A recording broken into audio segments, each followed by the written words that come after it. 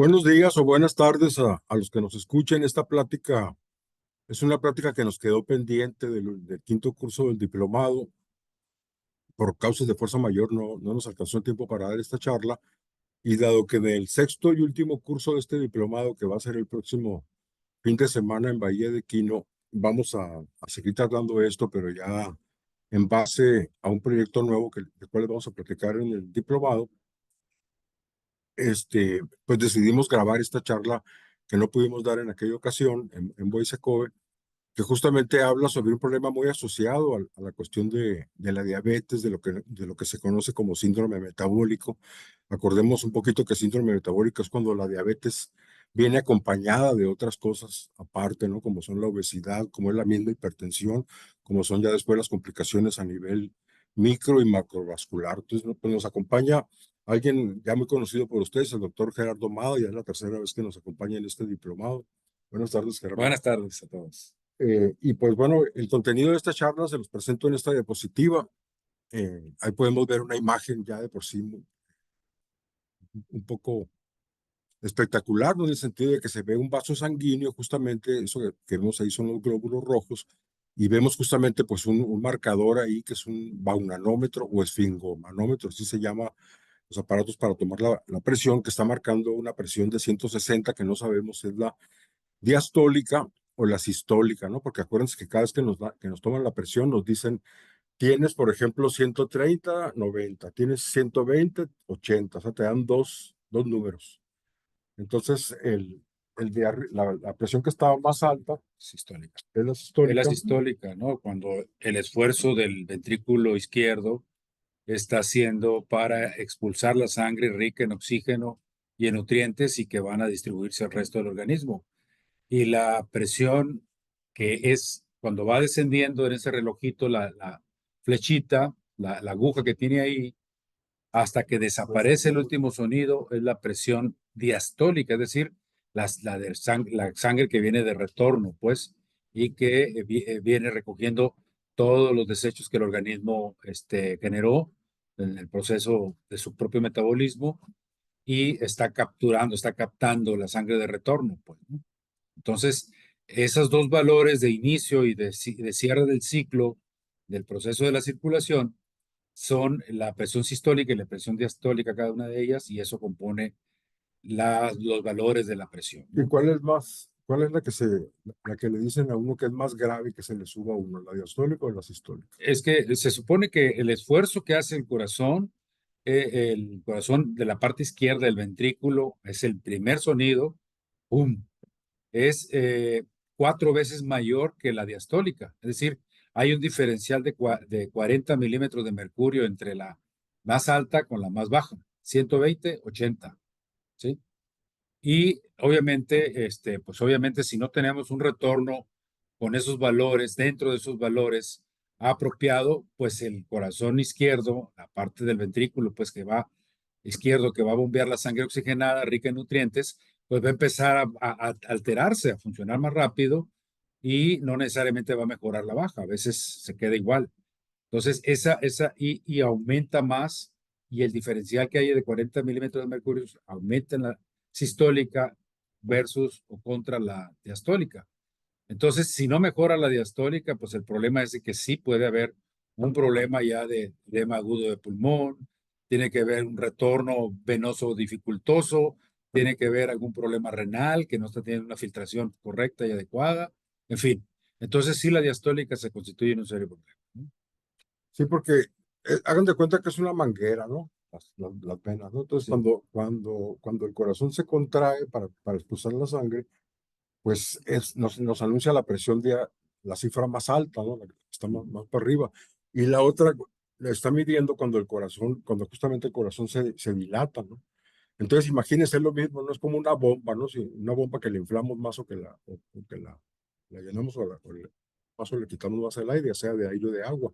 Entonces, si el corazón en estado de reposo, las arterias que están conectadas en estado de reposo, está la presión muy alta, la de abajo, cuando está en reposo, pues quiere decir eso es mucho más grave todavía. Por Ujú. ejemplo, si dice que tienes una presión diastólica, por ejemplo, de 100, pues sí es algo muy grave, ¿no? Por ejemplo.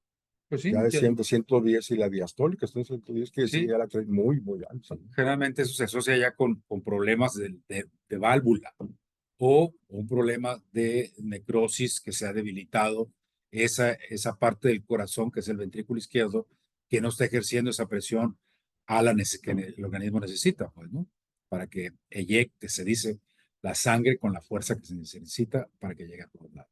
Bueno, a nosotros lo que nos interesa es entender un poquito qué es esto de la hipertensión, por qué viene y Es sobre todo correcto. Ujú. cómo la podemos evitar, ¿no? Entonces, bueno, la presentación habló primeramente de cómo se entiende esta cuestión de la hipertensión desde la medicina, qué se piensa desde la medicina que lo produce, qué piensan otras corrientes diferentes también sobre por qué se produce la hipertensión y por lo tanto también cómo se tendría que cuidar, pues también va a ser diferente a cómo lo van a plantear diferentes corrientes médicas y alternativas tradicionales, etcétera, ¿no? Pues vamos a ver un poquito sobre cómo este problema se ha venido incrementando, debido a que se ha venido incrementando también la vida moderna. O sea, a medida que ha entrado la vida moderna a las comunidades, pues todos lo sabemos, ¿no? Hay más enfermedad, más diabetes, más cáncer, más todo. Vamos a ver cuáles son las complicaciones, ¿no? A cuál nos puede llevar el hecho de tener la presión, si se pueden tener síntomas o andar sin sentir nada. Vamos a ver cómo se diagnostica, cuáles son los criterios, qué se debe de hacer cuando un paciente se le dice que tiene hipertensión, qué se debería de hacer. Porque se supone que ya cuando un paciente se diagnostica como hipertenso es porque generalmente ya va a ser para toda la vida. Aunque a veces vemos que hay pacientes que luego dejan de ser hipertensos y tal vez eran pacientes que a lo mejor estaban mal diagnosticados desde un principio y no tenían presión alta, es algo que vamos a ver muy frecuentemente, ¿no? Gente que, por ejemplo, se altera, se asusta o llega y le toman la presión en cuanto llega de caminar o lo que sea, pues es normal que la presión se eleve en ese momento o que la persona se sienta asustada porque le pone nervioso el hecho de que va a consulta y a lo mejor tiene miedo de que le vayan a decir alguna cosa que le cambie la vida. Y eso pasa, ¿no? Y le llaman esta hipertensión reactiva, incluso le dicen la hipertensión de la bata blanca, porque es una hipertensión que aparece nada más cuando un médico les toma la presión, si se las toma no, ya uno en su casa, en reposo, no aparece. Entonces, esto es una causa muy frecuente de mucha gente que vemos por ahí tomando los sartán y que en realidad son pacientes que se pusieron nerviosas. Pero también es una evidencia de mala práctica médica también, porque a un paciente antes de darle un medicamento de ese tipo, Ujú, ujú. debe, para empezar, debe estar seguro. Entonces, tomársela varias veces la presión. Incluso, pues uno lo pone a que, por ejemplo, le da una cita en 2 semanas y que venga un día sí, un día no, o todos los días incluso, que se la tome donde pueda, ya sea en su caso, que venga al consultorio, que vaya a alguna, y que nos traiga el reporte escrito, ¿no? Sí. Para poderlo ver. Pero ese valor de presión arterial sí que tiene que ser reiteradamente consistente, que se presente más de 3 lecturas, ¿sí? Con un intervalo de tiempo de 3 a 5 minutos entre toma y toma, puede ser en la misma sentada, pero siempre ese hallazgo de una presión arterial por arriba de la sistólica de 140 y por arriba la diastólica de 90 ya podemos pensar de que una probable hipertensión arterial. Probable, ¿por qué? Porque siempre tenemos que, como médicos, identificar cuáles son los síntomas cardinales o los signos y síntomas cardinales que pueden asociarse con la verdadero diagnóstico de hipertensión. Ahorita lo mencionaba Armando, como es el tabaquismo, el Bueno, sobrepeso, la obesidad, ahorita vamos a ir más etcétera, adelante, etcétera, ¿no? ¿no? Pero así un hallazgo por una medición alta, aunque sea 3 veces consistente el valor por arriba de los valores base que estoy comentando, pues bueno, sí, la obligación es identificar cuáles son los signos y síntomas cardinales, los más trascendentes, que pueden todavía darle mayor fuerza al diagnóstico. Sí, de hecho, pues vamos a encontrar que muy frecuentemente en la literatura médica o en los periódicos le dicen el asesino silencioso, justamente porque la mayor parte de las veces no da síntomas, ¿no? Sino Así que anda es. uno con la presión y sin embargo, pues si te revisan, por ejemplo, el ojo con un aparato especial que ves el fondo del ojo, ahí muchas veces se puede ver ya el daño que ya está haciendo la hipertensión o la grasa en la sangre, ¿no? Que va muy junto a la cuestión de la grasa en la sangre, ahorita lo vamos a ver con la hipertensión. Entonces, bueno, pues ya nos había dicho que para la medicina, pues ya cuando tienes más de 90 en la presión diastólica o más de 140 en la sistólica, ya se considera hipertenso. Ahora, para mí no es indicativo esto de empezar a tomar medicamentos, ¿no? Realmente se tienen que hacer muchas cosas antes de decirle a a un paciente que empiece a tomar medicamento para la presión. Y bueno, se considera también que hay de dos tipos, ¿no? Le dicen primaria cuando no le hallan que tenga una causa que le salió a la persona, pues por la edad generalmente o porque tiene antecedentes genéticos muy fuertes, pero no se conoce exactamente la causa. Entonces, al igual que en la diabetes y que casi todas las enfermedades, pues podemos decir que más bien es el resultado de muchas causas que sucedieron a lo largo de toda la vida, ¿no? No es algo como la infección que fue el virus del COVID, por ejemplo, ¿no? Y que tampoco es así, ¿no? Porque también es cierto que los virus y los parásitos, las bacterias también nos atacan solamente cuando estamos débiles, no cuando estamos fuertes, ¿no? Sí. Entonces, bueno, eh, pues a lo mejor nos gustaría mucho pedirle al doctor aquí que nos platicara un poquito de esto, de lo que es la fisiopatología de la hipertensión, ¿no? Que ahorita vimos una lámina que nos gustó más, que es esta que está aquí, ¿no? Esta. Sí, exactamente. Aquí se ven todos los factores. Esta yo creo que es una gráfica que puede orientarnos muy bien cómo es el proceso de los factores que se activan para mantener o para activar y sostener valores de la presión arterial alta, pues, ¿no? Hablan aquí en el extremo izquierdo superior, en los agentes etiológicos, Las que causas, ¿no? las causas, lo etiológico significa todo aquello que puede ser las causas asociadas o atribuibles al problema de la hipertensión. Por ahí empiezan por el aporte excesivo de sodio. Dicen, bueno, el sodio, ya saben, la sal que comúnmente comemos nosotros. Hay personas que les encanta estarle pon y pon y pon y pon. Las señoras a veces cuando preparan los alimentos o uno mismo prepara los alimentos le pone una cantidad de sal, pues hay personas que sin probarla a veces le agregamos más sal, sodio, pues, ¿no? ¿Qué importancia tiene el sodio? Pues que es un retenedor de volumen, de líquido. Se adhiere el sodio al agua y empieza a haber un proceso de retención de líquidos, que ahorita vamos a ver cuando lleguemos a lo del riñón, a explicar por qué, ¿no? Cómo es que se dan todos estos fenómenos. Este, esa retención de líquidos se da justamente en el riñón y que esto ocurre cuando generalmente hay una detección a nivel de volumen, un aumento de la volemia. La volemia significa la cantidad de volumen circulante en los vasos sanguíneos, De sangre, pues. en la sangre exactamente, Está hinchada la manguera, pues, de tanto. de tanto volumen que está circulando, Ujú. producto del alto consumo de sodio. Cuando esto ocurre, el riñón identifica, ¿sí? Que esto está ocurriendo, pues, de que hay un aumento del volumen y empieza entonces a provocar, en principio, bueno, una activación de unas enzimas que tienen que ver con el control de esos excesos de volumen, ¿sí? Y tanto se activan para controlar el exceso como el faltante, ¿no? Pero bueno, cuando esto pasa, generalmente se va asociando un problema que tiene que ver con la distensión de los vasos sanguíneos. Llega un momento en que de plano es tanto el volumen que tiene que reaccionar el sistema nervioso provocando también con la presencia de hormonas como la adrenalina, noradrenalina, factores compensatorios que ayudan a mejorar la contractilidad cardíaca, pero también la, la dilatación de los vasos sanguíneos, pues, ¿no?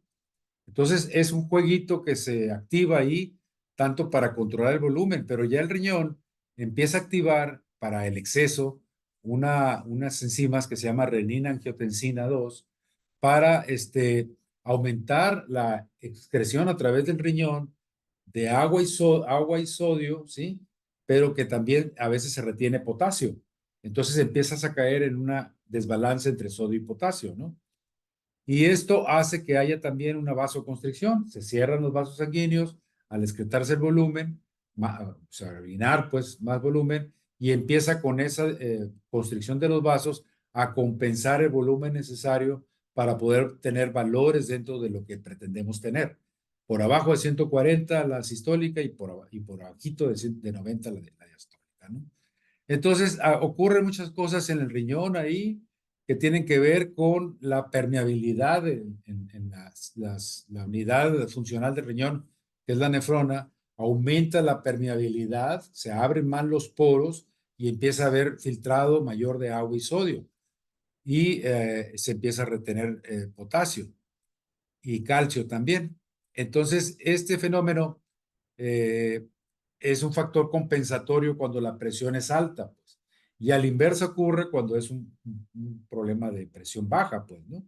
Se empieza a retener más agua y sodio y se pierde potasio y empieza a haber también una vasoconstricción para poder mejorar la presión baja para mantenerle en los valores funcionales, pues, ¿no?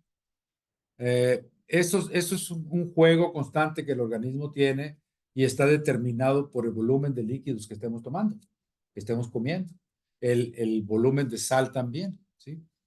Y el punto aquí, yo creo que uno de los más importantes, aparte de la regulación que se da entre vasos sanguíneos, trabajo cardíaco y riñón, entra el fenómeno de lo que pasa en el endotelio.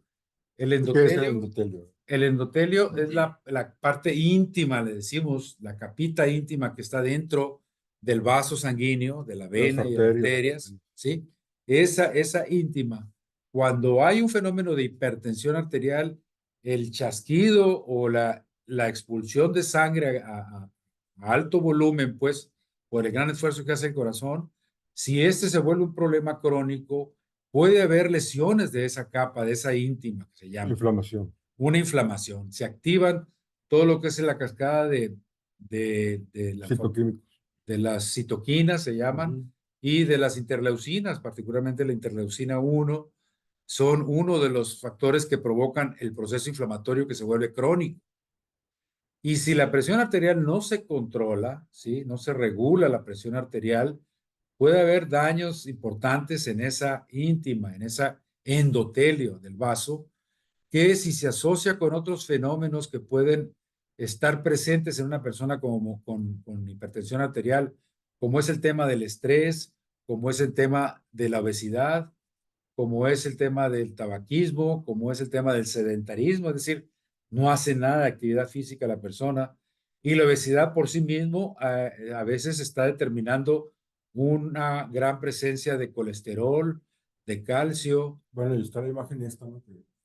Bueno, ahí estamos viendo la imagen, pues de cómo el vaso, en la parte antes de esas presencia de bolitas amarillas que se ve debajo de la íntima, todo lo que cubre esas dos bolitas es colesterol malo, se llama colesterol de baja densidad, el LDL, ¿sí? Y ese se deposita en esos lugares y lo que va haciendo que en la medida que se va la presión arterial volviéndose crónica, se van creando almacenes debajo de la íntima ahí, que lo que está ocurriendo, como lo ven en la imagen, empieza a disminuir el calibre del vaso y dificultando el tránsito de las células de la sangre. En este caso estamos viendo los eritrocitos, pero que pueden ir a otro tipo de células que tenemos circulando, que tienen que ver con el sistema inmunológico, que tiene que ver con la glucosa, con las hormonas, con enzimas, con nutrientes, etcétera. Pero ahí ya vemos una dificultad que ya se está presentando, pues, que con la prolongado problema de la hipertensión asociado con los factores de riesgo que hemos comentado, como es la obesidad, el sedentarismo, el tabaquismo, el consumo o exceso de sodio o de sal, la alimentación, el sedentarismo, ¿no?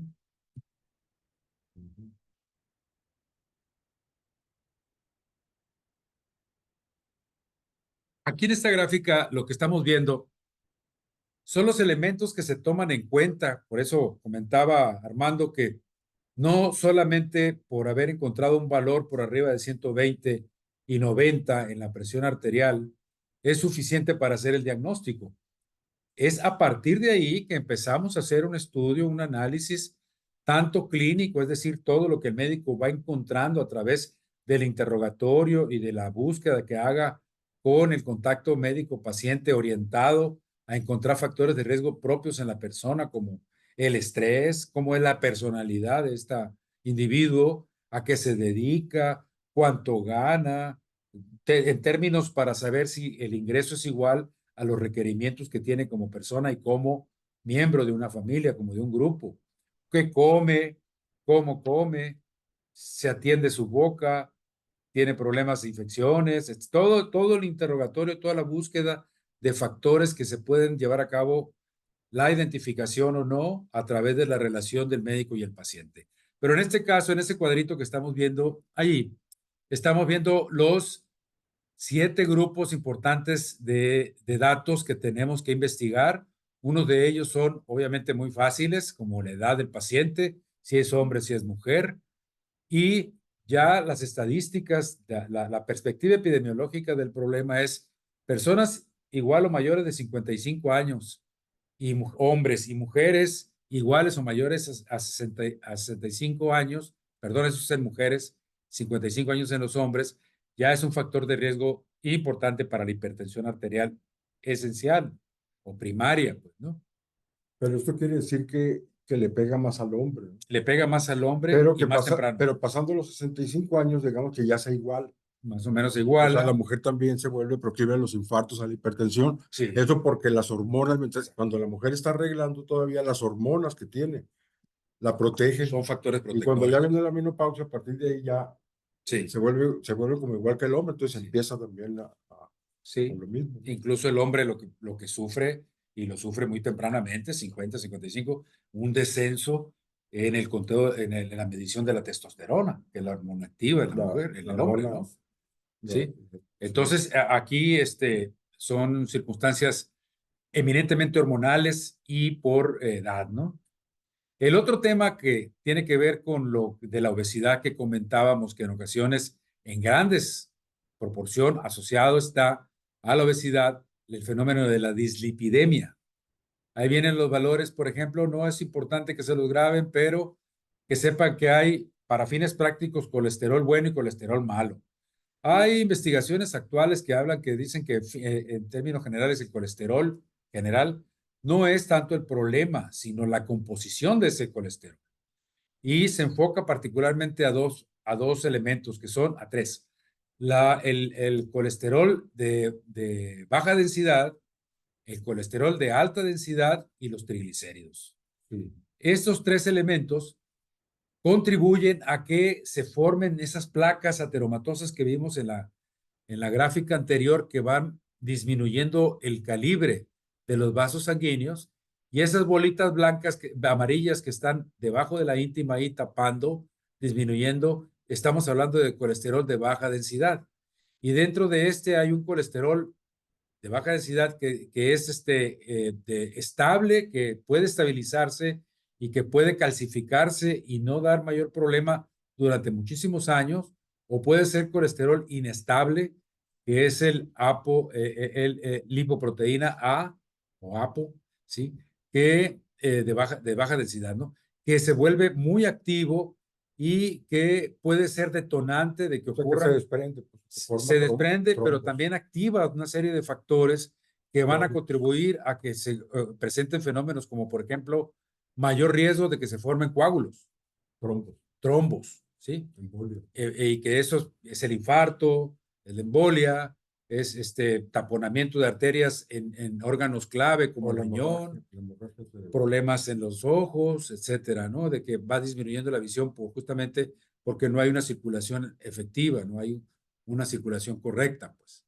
Y los triglicéridos altos generalmente están asociados categóricamente a que esta persona tiene un consumo muy elevado de carbohidratos. Los carbohidratos son aquellos que comemos a través de las harinas, ¿sí? En todas sus representaciones. Tortillas de harina, panes, pasteles, galletas, tostadas, sodas, Coca-Cola, Pepsi, todas las sodas, ¿sí? Y que el organismo, por un alto consumo de los carbohidratos, los va a ir transformando en triglicéridos y los va a almacenar finalmente en grasa, ¿sí? Pero pasa por la composición de lipo eh, eh, eh, ¿cómo se llaman? Colesterol LDL, de baja densidad, pues, que se va a ir incrementando y esto aumentando el riesgo también de seguir formando las placas ateromatosas que vimos en la imagen que ya hemos repetido varias veces. El otro componente es el HDL, el lipoproteínas de alta densidad, que son moléculas mucho más reducidas y que estos tienen la función de inactivar todos los procesos que están ocurriendo con los lipoproteínas de baja densidad, ¿sí? ¿Qué es lo que hacen?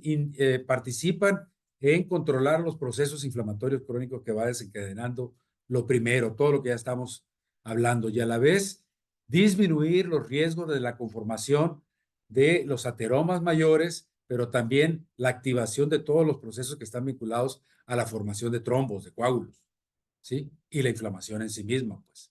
Entonces es como es lo que hacen más o menos el equilibrio. Y la cantidad de lo que tiene que ocurrir, esto tiene que ser siempre para que sea posible y positivo, ¿sí? Por arriba de 40, entre 40 y 80 es correcto que esté. Y estos son grasas omega 3, tipo grasa omega 3, generalmente, ¿no? Lo demás tiene que ver con grasas omega 3 o 9, 6 o 9, pues, ¿no?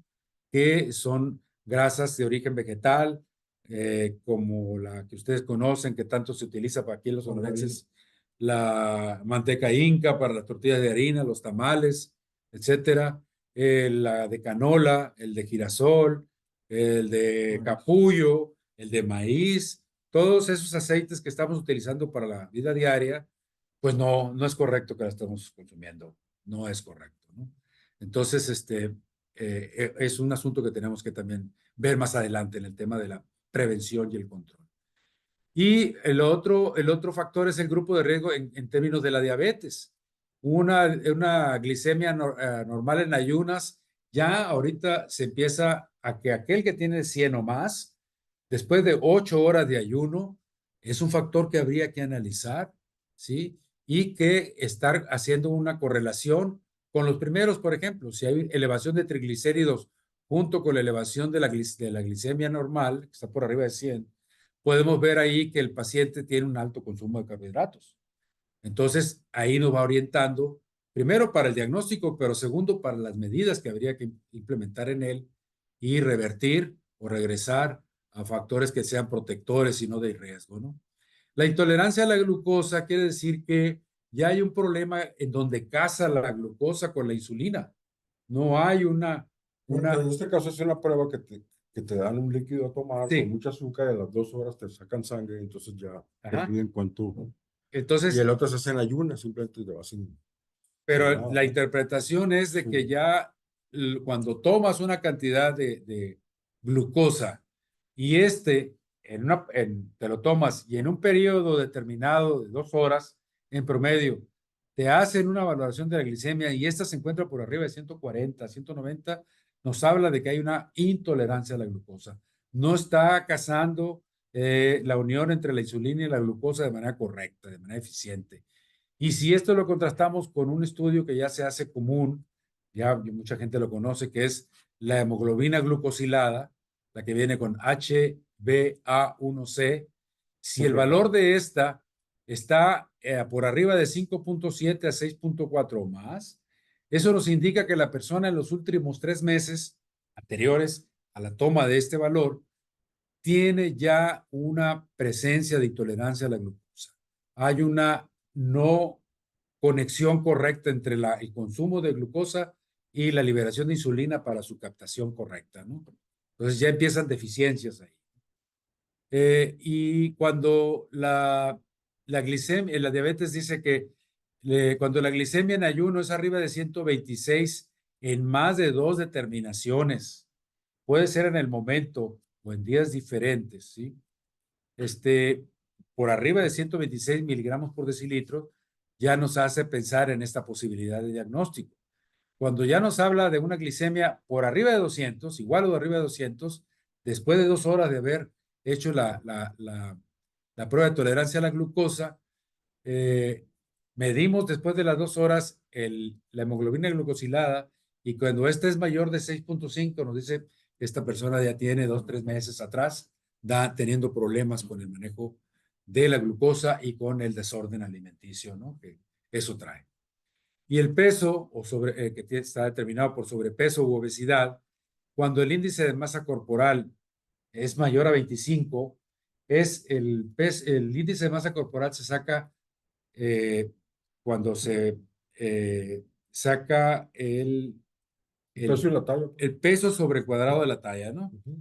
Ese resultado, si es mayor a 24, que es lo normal, lo correcto, y es mayor de eso desde 25 en adelante, ya nos habla que la persona está en un estado de sobrepeso u obesidad, dependiendo del valor por arriba de 25, ¿no? Sí, Y si esto lo complementamos con la medición del perímetro abdominal a la altura de la cicatriz umbilical, medimos esto con una cinta de medir. con una cinta métrica que usamos para hacer los cortes de tela y todo eso. Si este es igual o mayor de 90 en hombres o igual o mayor de 80 centímetros en la mujer, ya nos habla de un aumento de la grasa abdominal, visceroabdominal, que es la de mayor riesgo para el desarrollo inicialmente de la hipertensión arterial y el problema de la diabetes, ¿no? Sí. Bueno, pues en realidad yo creo que lo que podemos ver, muy parecido a lo que está pasando con la diabetes o con el cáncer, en realidad lo que hay en realidad es una pérdida de armonía de la persona, ¿no? Eso es lo que estamos.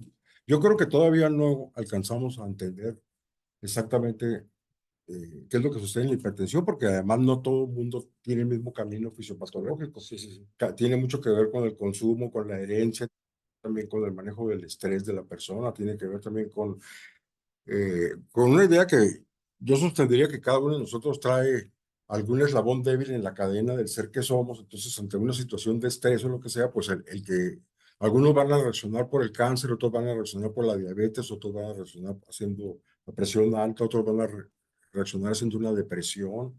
Es decir, creo que es a donde se puede ver, ¿no?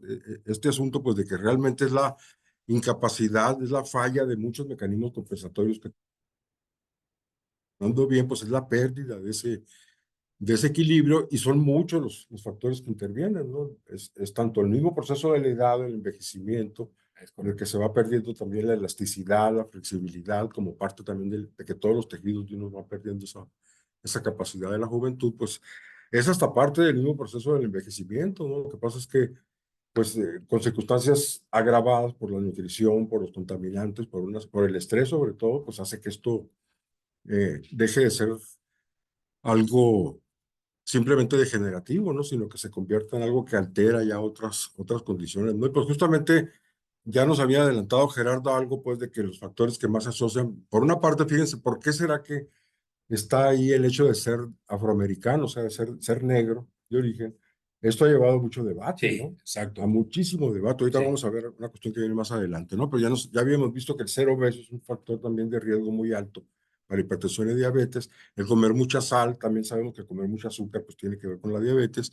El consumo de alcohol, también aquí es una cuestión controvertida porque por una parte se dice que un poquito de alcohol es muy bueno para el corazón, por ejemplo, una cerveza al día o una copa de vino al día o un traguito chiquito de bacanora, se dice que es bueno, dilata, porque relaja el espíritu, porque tú sabes que la persona baja el estrés y eso también es bueno, como también lo puede ser una plática o un masaje, cualquier cosa que nos baje el estrés, ¿no? Por otra parte, pues el hecho del sedentarismo, ¿no? El hecho de que ahora caminamos muy poco porque todo se ha motorizado, tiene mucho que ver con la hipertensión y con la diabetes y con la obesidad. El colesterol alto, apnea obstructiva del sueño, en realidad es un trastorno raro en alguna gente que coexiste sencillamente.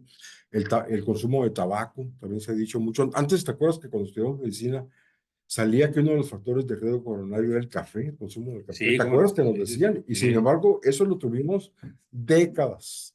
sí. Y ahora, después, de repente salió, no, el café es un antioxidante, tomen todo lo que quieran porque es muy bueno, nomás no le pongan azúcar, ¿no? Pero cuando nosotros estudiamos medicina, en aquel tiempo nos decían que era prácticamente tomar café o era como fumar tabaco, era un factor de riesgo. Ahora ya no se acepta que el café sea un factor de riesgo para estas cuestiones, ¿no? Ni siquiera para la diabetes, ¿no? A menos que le pongan mucho azúcar. Bueno, ya hemos hablado de la diabetes. Del otro lado tenemos otros factores que más o menos pues, son los mismos, pero aquí ponen, por ejemplo, incluso la ingesta baja de potasio y la ingesta baja de calcio. Y bueno, pues sabemos que hay algunas sustancias, por ejemplo, el alcohol en consumo excesivo puede elevar la presión. Todas las sustancias que sean estimulantes, desde el té negro, por ejemplo, el té verde, las anfetaminas, la cocaína, pues también son cosas, algunos medicamentos también, en algunas personas, incluso los anticonceptivos pueden aumentar la presión, pero no en todas las personas, ¿no? O también incluso las gotas de la nariz, que justamente también son sustancias que activan los simpáticos miméticos, ¿no? Bueno, ya habíamos hablado que aquí lo que nos interesa sobre todo es hablar pues de la hipertensión llamada primaria o esencial, que se debe por factores muy complejos, pero que no viene porque está malo el riñón o porque esté malo alguno de los órganos que tienen que ver con la regulación de la presión arterial, sino que es por todas estas cuestiones, esta combinación de factores, ¿no? Que vamos a ver a lo largo de la vida. Pero, por ejemplo, bueno, esta es una santa muy famosa porque fue muy médica, fue muy herbolaria. Ella vivió en Alemania por allá por el siglo XVI, si mal no recuerdo. Y bueno, por ejemplo, ella dice que pues que en realidad los médicos nos quedamos en la superficie, nos quedamos únicamente midiendo lo que es lo químico medible y no se pone atención realmente en qué es lo que está desencadenando realmente esta pérdida de equilibrio, esta pérdida del, del equilibrio, de la armonía, ¿no? Entonces dice, por ejemplo, las enfermedades del corazón y del vaso, dice Santa Hidelgarda, pueden deberse a errores y malos hábitos en la alimentación, pero una verdadera enfermedad cardíaca orgánica solo se da cuando el alma, dice, las causas desencadenantes no reciben tratamiento y se traducen en trastornos físicos. De esta manera se materializan los pensamientos, sentimientos y emociones en el metabolismo y desencadenan en comunicación con la bilis negra la enfermedad cardíaca, ¿no? Pues yo creo que esto es una cuestión que la vemos, ¿no? Es decir, o sea, los médicos nada más le ponemos ahí hipertensión, ¿no? Pero no le ponemos, es que su hija salió embarazada, ¿no? Por ejemplo, o es que su marido anda con otra, o es que le van a quitar la casa, o es que está pasando eso en la comunidad, desapareció su hijo, o sea, eso no llega y esa es la verdadera causa sostenida del estrés. Y luego hay otro tipo de estrés que casi no lo conocemos, porque casi todo el tiempo cuando hablamos de estrés es cuando hay un susto, cuando hay algo inesperado, cuando hay una amenaza, pero hay un estrés crónico que te causa también, por ejemplo, cuando te hacen carrilla, que te dan bullying en la escuela, es un estrés crónico ahí, chingaquedito, ¿no? Sí, sí, sí, sí, sí. O el estrés crónico de ser muy pobre o también de ser discriminado por cualquier cuestión, O por ser ejemplo, gordo, o ser prieto, o ser o ser blanco. gay, o ser, Sí, o lo que sea, ¿no? O sea, cualquier cosa que se salga así como de lo deseable. Eso, el ser pobre también, el ser muy pobre produce también pues un estrés crónico que eso también va mermando, va produciendo que la persona esté alterada, sí, ¿no? Porque podemos decir que el que tiene presión pues es porque realmente está contraído, sí. está, Sí, el corazón palpitando. es una persona que está contraída, que no se relaja lo suficiente, ¿no? Y eso, sin embargo, no lo viene explicado en todo lo que hemos visto de fisiopatología de la hipertensión. Te dicen, no, pues es esto, lo otro, pero no se le da tanta importancia, ¿no? Entonces, bueno, pues efectivamente también el sistema cerebral también tiene mucho que ver interviene también, no nada más es la sangre, no solamente es el riñón, somos un todo integrado, entonces es la pérdida de eso que nos equilibra en el cuerpo y pérdida de incremento a través de diferentes vías que sí coexisten, por ejemplo, casi siempre va a estar elevado el cortisol, hay indicadores de que sí, hay inflamación, por ejemplo, Sí, eh, algunos es diferente, hay un paciente que te salen con un colesterol altísimo, por ejemplo, y en eso,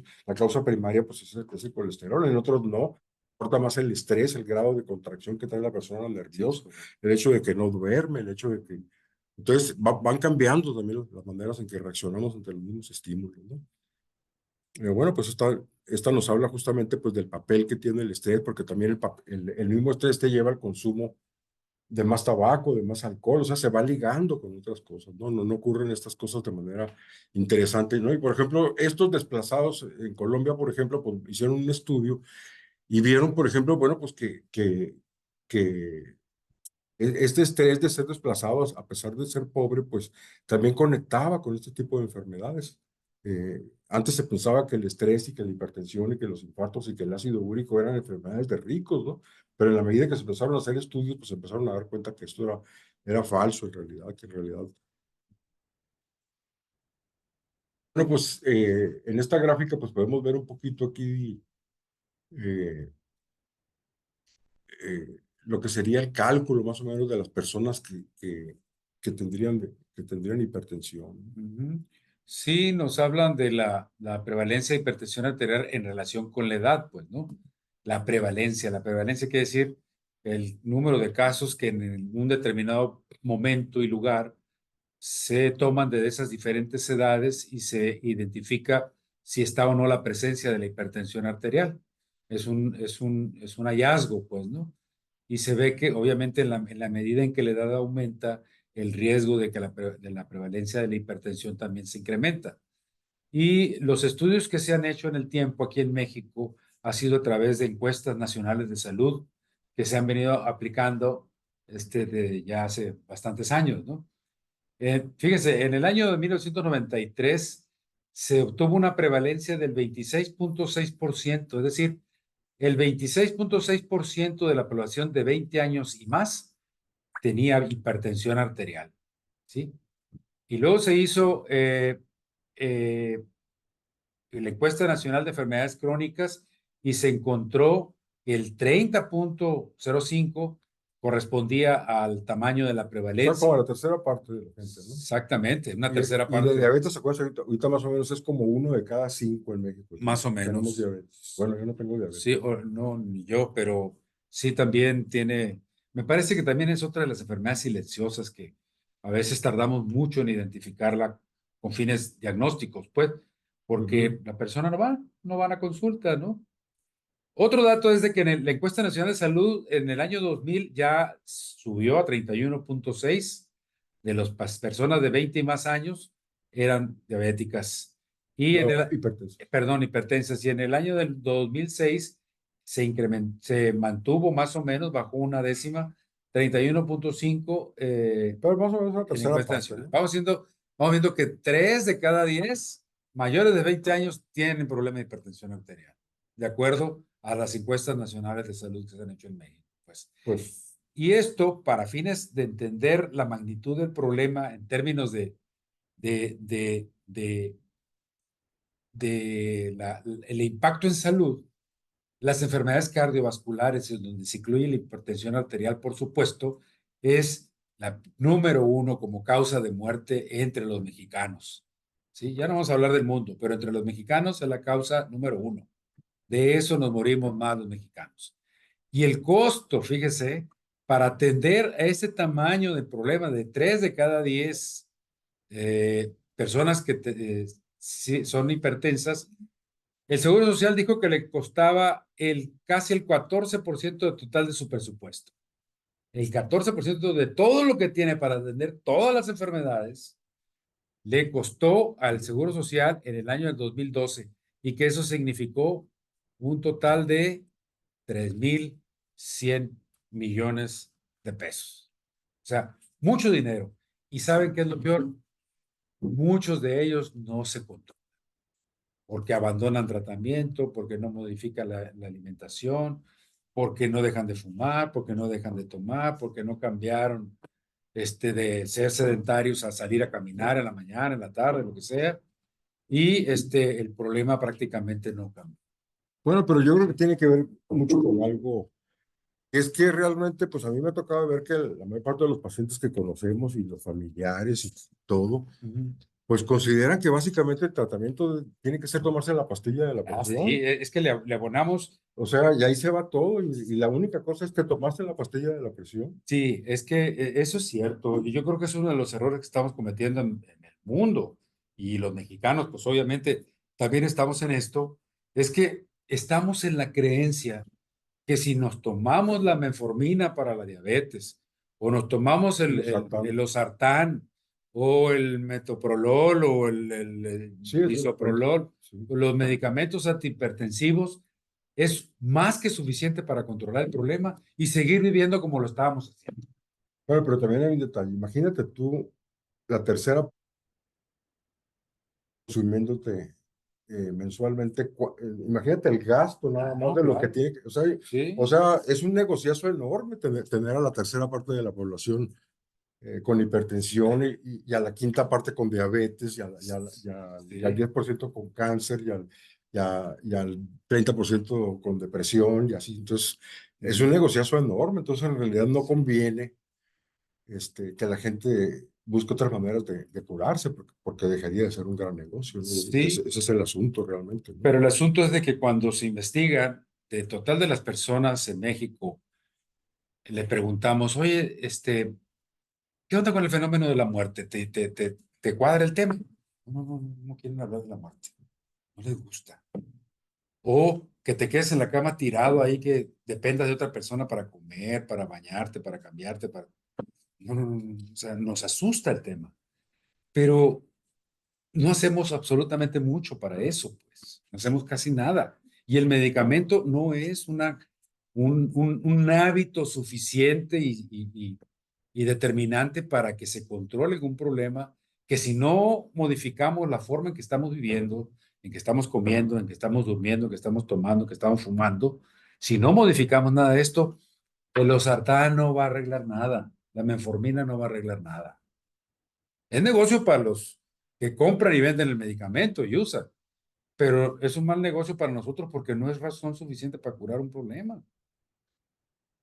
Es, Bueno, y en esta gráfica otra que también, ya viendo por estados, ¿no? Pues por ejemplo, vemos, por ejemplo, que curiosamente Oaxaca, que es un estado muy rural, muy pobre, donde la mayor parte de la población es indígena, es el que tiene menos. Quintana Roo le sigue, donde también muy buena parte de la gente es maya. Colima, pues alguna vez han estado, es un estado relativamente bastante tranquilo, aunque ahorita hay mucho narco, ¿no? Pero podemos ver que Sonora está entre los primeros 5, ¿no? Está en el sexto lugar, ¿no? Sonora está más o menos como en el 37.5 por ahí. Vean aquí está Sonora. Ah, bueno, Sí, aquí está Sonora. Más o menos, miren, a mitad entre 35 y 40. es donde está el Aquí más está alto, ¿no? Sonora. ¿Sí? Entonces, estamos por arriba de lo que pasa a nivel nacional, ¿no?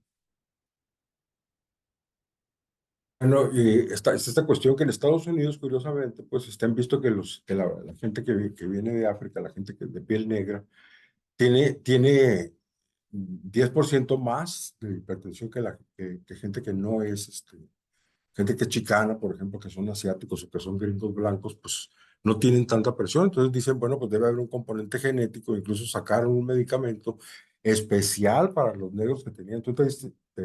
enteraste de eso? Fue Sí, un sí, sí. escándalo, ¿no? Porque dijeron, pues, la medicina es racista, ¿no? Entonces, eh, bueno, pues aquí se ve también que en cuanto a las complicaciones también, aquí podemos verlo. eh, a ver, ¿dónde están aquí son los que están en azul, ¿no? No, no, son los que están Dicen en blancos no anaranjado. hispánicos, no hispanos, los azules.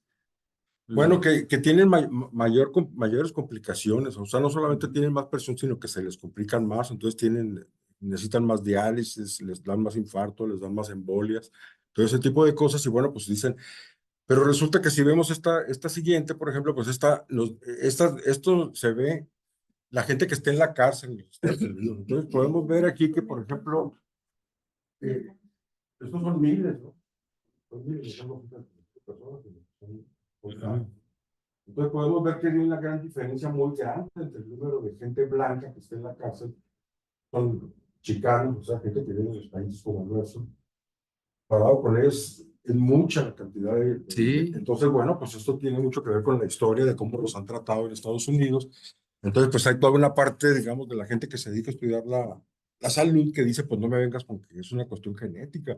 O sea, los has tenido en estrés, discriminados, andas detrás de ellos, pues se quejan en cuanto los agarran en la cárcel de un policía, van sobre de ellos, ¿no? O sea, es decir, nomás porque los ven de color negro, ya están presuponiendo que son delincuentes y pues se quejan de que hay un trato discriminatorio y siento que todo esto está cambiando un poco últimamente, no, ¿no? no tenemos una gráfica donde nos diga qué proporción de la población negra es pobre Y pues versus no blanco. la traigo, pero eso Sí. es obvio que sí la tengo, ¿no?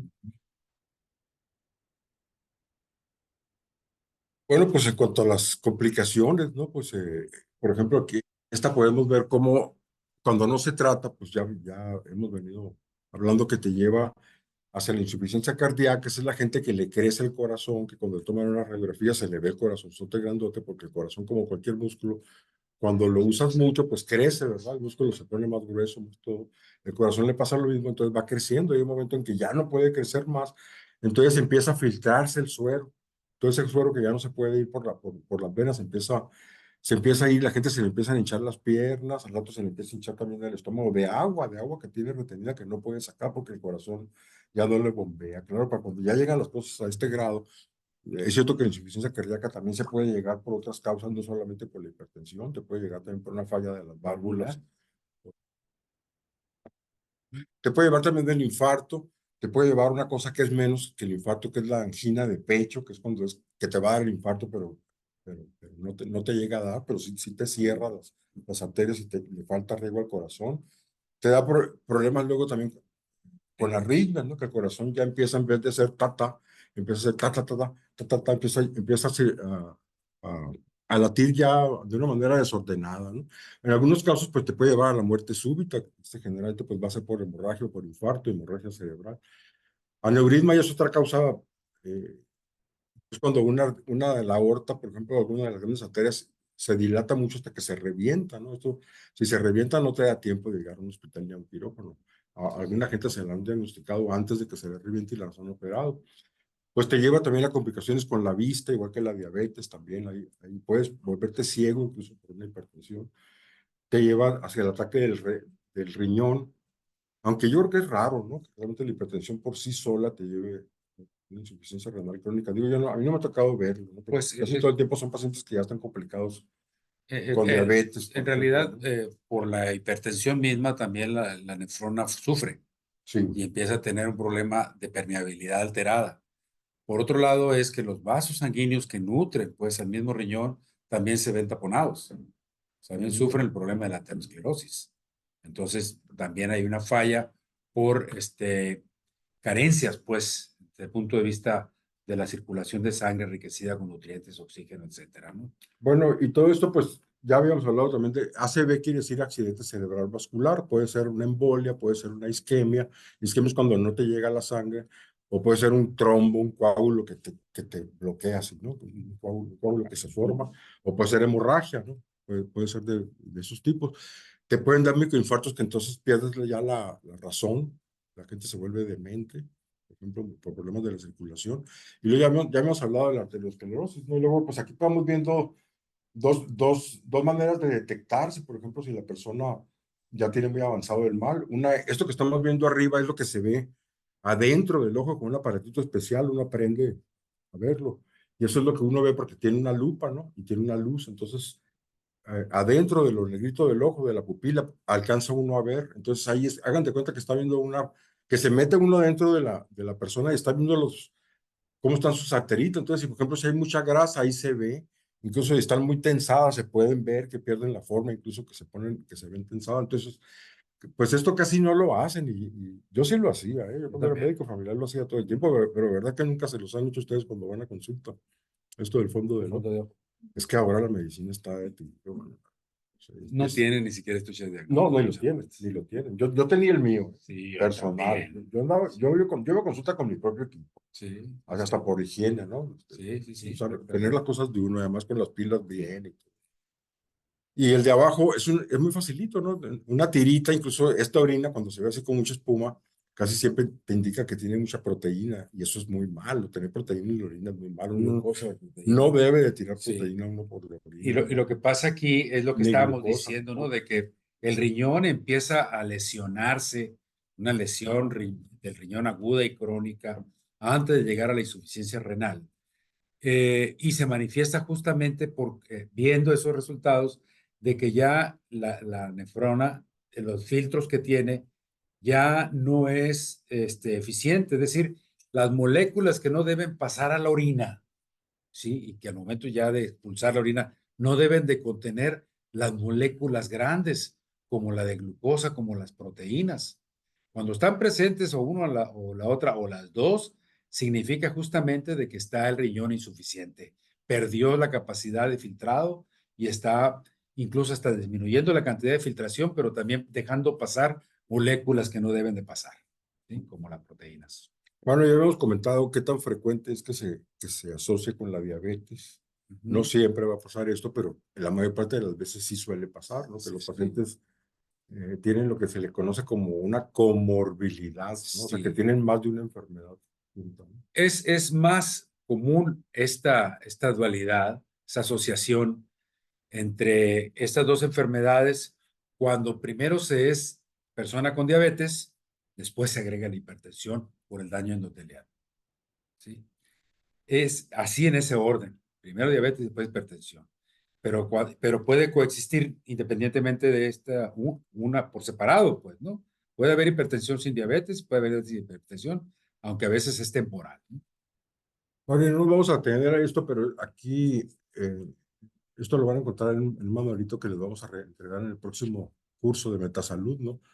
Pues creo que es muy útil saber reconocer cuando tenemos una complicación. En este caso, por ejemplo, sería un infarto. Entonces podemos ver cualquier adulto que de repente siente un dolor en el pecho que se acompañe de sudoración, de náuseas, de sensación de mareo, dificultad para respirar. Pues bueno, pues hay que sospechar que puede tener un infarto o empezar a tener un infarto. Igualmente, una embolia, una enfermedad vascular cerebral, que puede ser, como les habíamos dicho, una hemorragia, una isquemia, un trombo, pues también, ¿no? La gente empieza a perder la sensación, ya sea en las piernas, en los brazos, o puede de una vez tener ya confusión, problemas para hablar, depende de lo que le pase. Bueno, pues son datos que nos obligan a buscar asistencia médica inmediata, ¿no? Entonces, bueno, pues ya habíamos comentado también cómo la mayor parte de las veces es una enfermedad, o si en acaso le podemos llamar enfermedad, o simplemente un cambio degenerativo del cuerpo que suele ser asintomático, ¿no? Mientras no se complique, pues no te da síntomas, pues sin embargo algunas personas, pues sí hablan de que se sienten fatigados, de que se sienten con dolor de cabeza. El dolor de cabeza es una cuestión que muchas veces la gente la asocia a la presión. Hay mucha gente que cuando duele la cabeza anda buscando tomarse la presión, ¿no? Porque consideran que la mayor parte de las veces no la suelen tener elevada, pero sí nos habla tanto, pues, de esa relación que existe entre el estrés, ¿no? Digamos, y las cifras de presión arterial elevadas, que también a su vez pues, son los que nos causan el dolor de cabeza, el dolor muscular, porque todo ese estado de tensión afecta no solamente a los vasos sanguíneos, ¿no? Sino al resto de los tejidos del cuerpo. Entonces puede dar algunos síntomas, pero a la vez pues puede no dar. Bueno, pues ya habíamos comentado esto este error tan común realmente que tenemos de que, por ejemplo, a mi papá le pasaba siempre. Mi papá cada vez que iba al seguro, iba cada mes, nomás a checarse, y cada vez que iba venía con dos medicinas, venía con los sartán y con el clorotazida, cada vez, y se la volvía a tomar yo en la casa y lo tenía normal, pero era cada vez que iba al seguro, le daban medicina para la presión, y mi papá no era hipertenso, pero se ponía nervioso, sí era muy nervioso mi papá por eso, ¿no? Pues ya hemos hablado de estas cuestiones, vienen pues son algunos consejos, digamos, por ejemplo, el hecho de que el paciente esté en reposo desde un tiempo antes, de cuidar que Sí. no haya un ambiente que le pueda alterar la presión, eso quizás sería lo más importante. Y lo demás, pues hay que aprender con el aparato mismo, porque tiene su chiste siempre saberlo enrollar correctamente, saberlo inflar correctamente. Ya ahorita, pues ha cambiado la tecnología, ¿no? Antes teníamos que auscultar directamente con el estetoscopio puesto sobre la vena del paciente, ¿no? Actualmente, pues ya los que vienen ahora con pilas y todo eso, pues te dan la medida ellos mismos, ¿no? Como el que estaba en este diapositivo. Bueno, esos que aparecen Eso. aquí, este tipo de aparatos. Hay varios tipos de aparatos. Pero en ocasiones hay muchas familias que ya tienen los electrónicos. Sin embargo, no lo saben usar de correcta forma. Todos estos aparatos tienen su brazalete, ya sean de presión o circulares como el sfigmomanómetro tradicional, que se pone aquí. Generalmente por dentro, en la parte que se va a poner, tiene un sensor en donde este sí se tiene que poner sobre la detección del pulso en la región del brazo, pues, ¿no? Si es de muñeca, igual, te tiene que poner el sensor aquí e incluso hay algunos que indica el fabricante que se tiene que poner a la altura del corazón, ¿sí? Y queda la lectura por acá. Pero ese sensor siempre hay que saberlo detectar, siempre hay que leer. A veces los instructivos vienen en inglés y ya, o en chino o lo que sea, ya se dificulta, pero generalmente hay que detectar en dónde es el sensor, dónde está ubicado el sensor, para ponerlo exactamente en la vena que lo voy a poner aquí o en la región del ángulo de aquí, del paso, ¿no? Está justamente latido. Bueno, y estos son los análisis que más bien me parece que son los análisis que te sacan cuando vas a la consulta privada, ¿no? Porque realmente eh, pues, esto no se suele hacer en las instituciones públicas. Cierto que hemograma es la biometría hemática, ¿no? Es el examen básico de sangre, el más barato que existe. Ese, por supuesto, que sí se hace.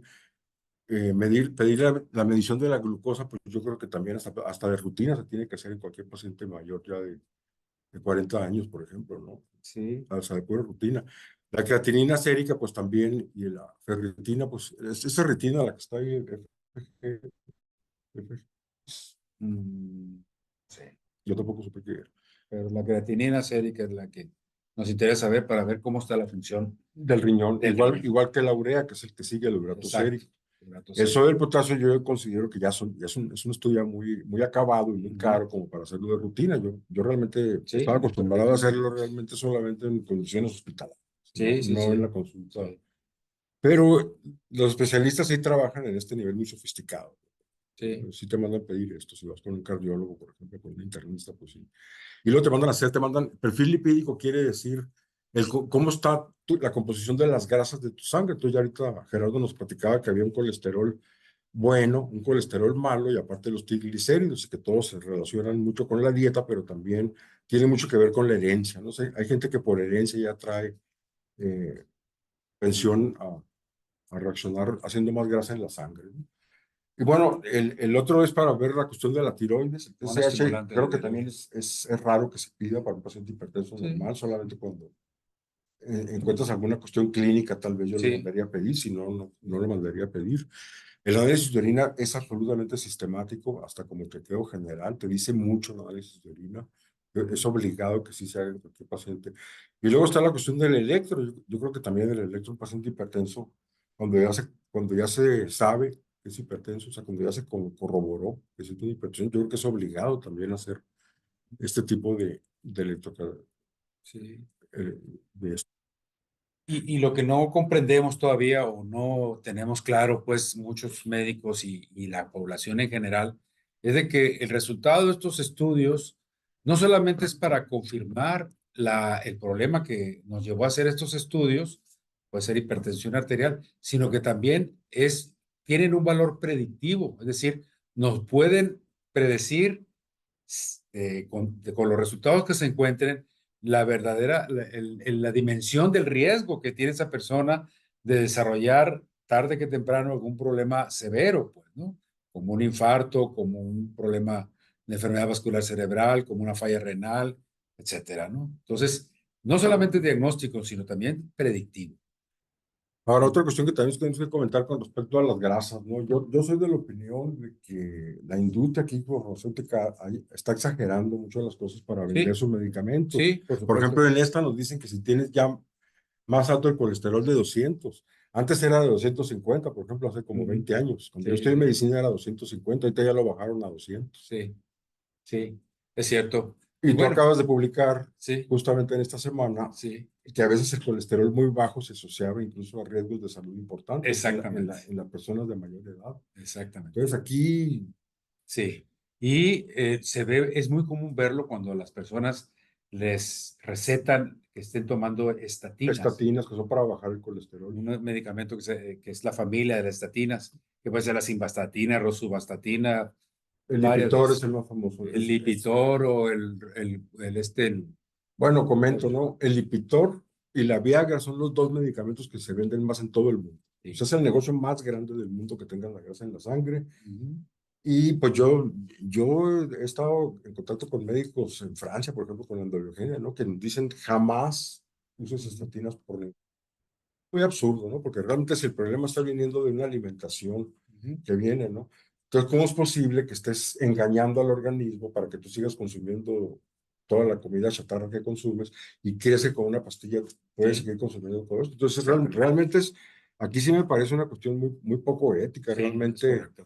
Sí, no estar cambiando la alimentación, por ejemplo, si tienes la grasa alta o estar tomando alcohol, que también es una ujú, cosa muy de sí. hiperlipidemia, como se llama, ¿no? Hay estudios, Armando, que hablan sobre esta política o esta protocolización de que todo paciente con un problema de hipertensión y alteraciones en las grasas, en la sangre, en este caso que está alterado esto, o bien una persona que sufrió un infarto, ¿sí?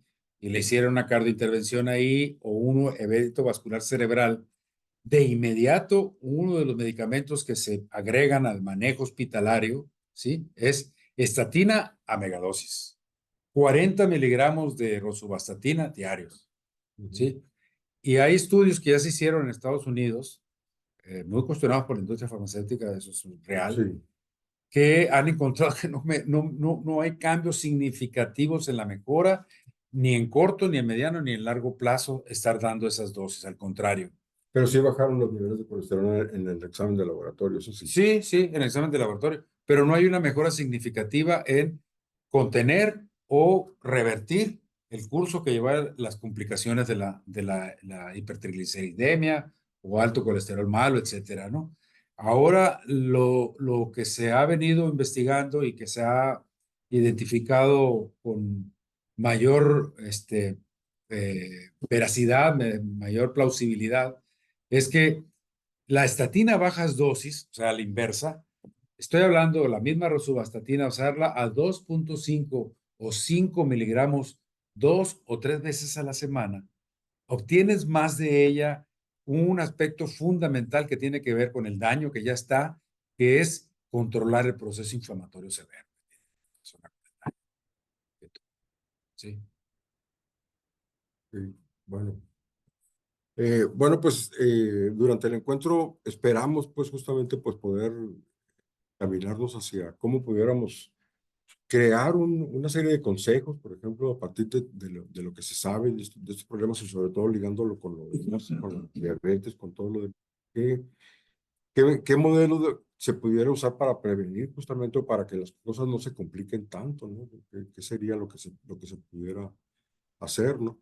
Entonces, bueno, pues al igual que en la diabetes, por ejemplo, pues nos van a insistir mucho que la alimentación va a ser una cuestión básica, que el control de peso también va a ser básico, que el de bajarle el consumo de la sal, el de bajarle el consumo del alcohol también, pues todos estos aspectos serían como los aspectos concretos de, de prevención. Sin embargo, estaba viendo yo aquí, no, si viene también, ¿no?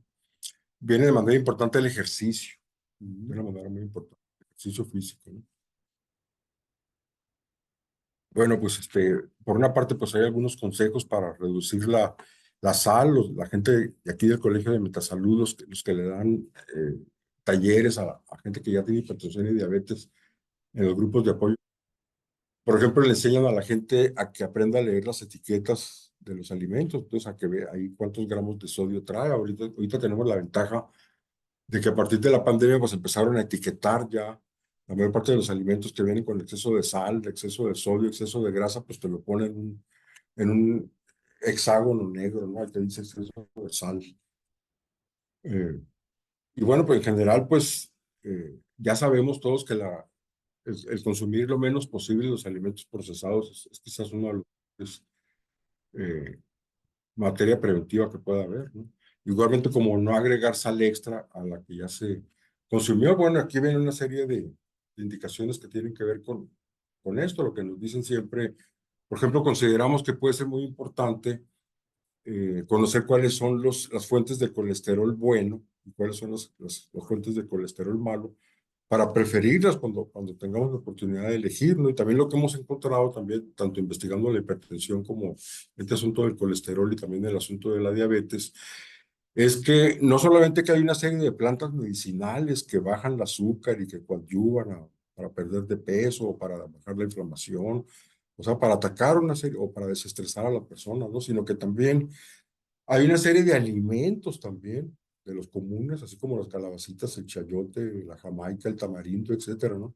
Que les han encontrado virtudes. Entonces, creo que esto no le podemos sacar mucho provecho si sabemos muy bien, por ejemplo, qué tipo de alimentos y qué tipo de plantas le convendría usar a una persona que tiene ya sea hipertensión, diabetes o las dos cosas, ¿no? Entonces, bueno, pues por ahí vamos.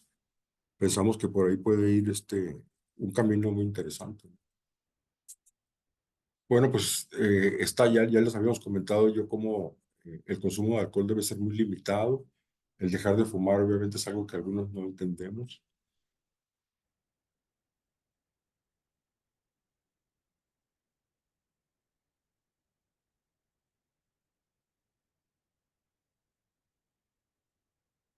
Y bueno, pues se recomienda siempre mucho los alimentos que contienen mayor cantidad de fibra.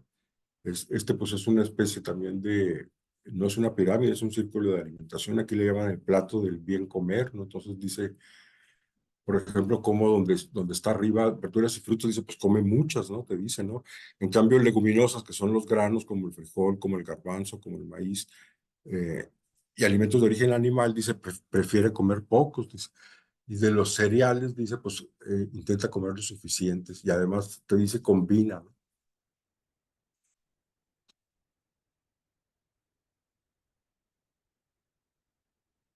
Bueno, está esta cuestión de comentar la cuestión del café, que ya la habíamos comentado en realidad. Lo del consumo de las grasas también.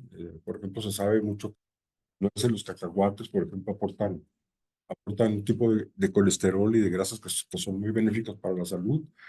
Nos dice, por ejemplo, cómo también, por ejemplo, las harinas y los azúcares refinados, pues es quizás de los peores alimentos que podemos eh, consumir para todo este esquema de enfermedades crónico-degenerativas, ¿no? Aquí vienen algunos ejemplos de las dietas que le suelen dar con bajo sodio, por ejemplo, a los pacientes que tienen sobrepeso e hipertensión en las guías del Seguro Social, ¿no? De 2014 concretamente.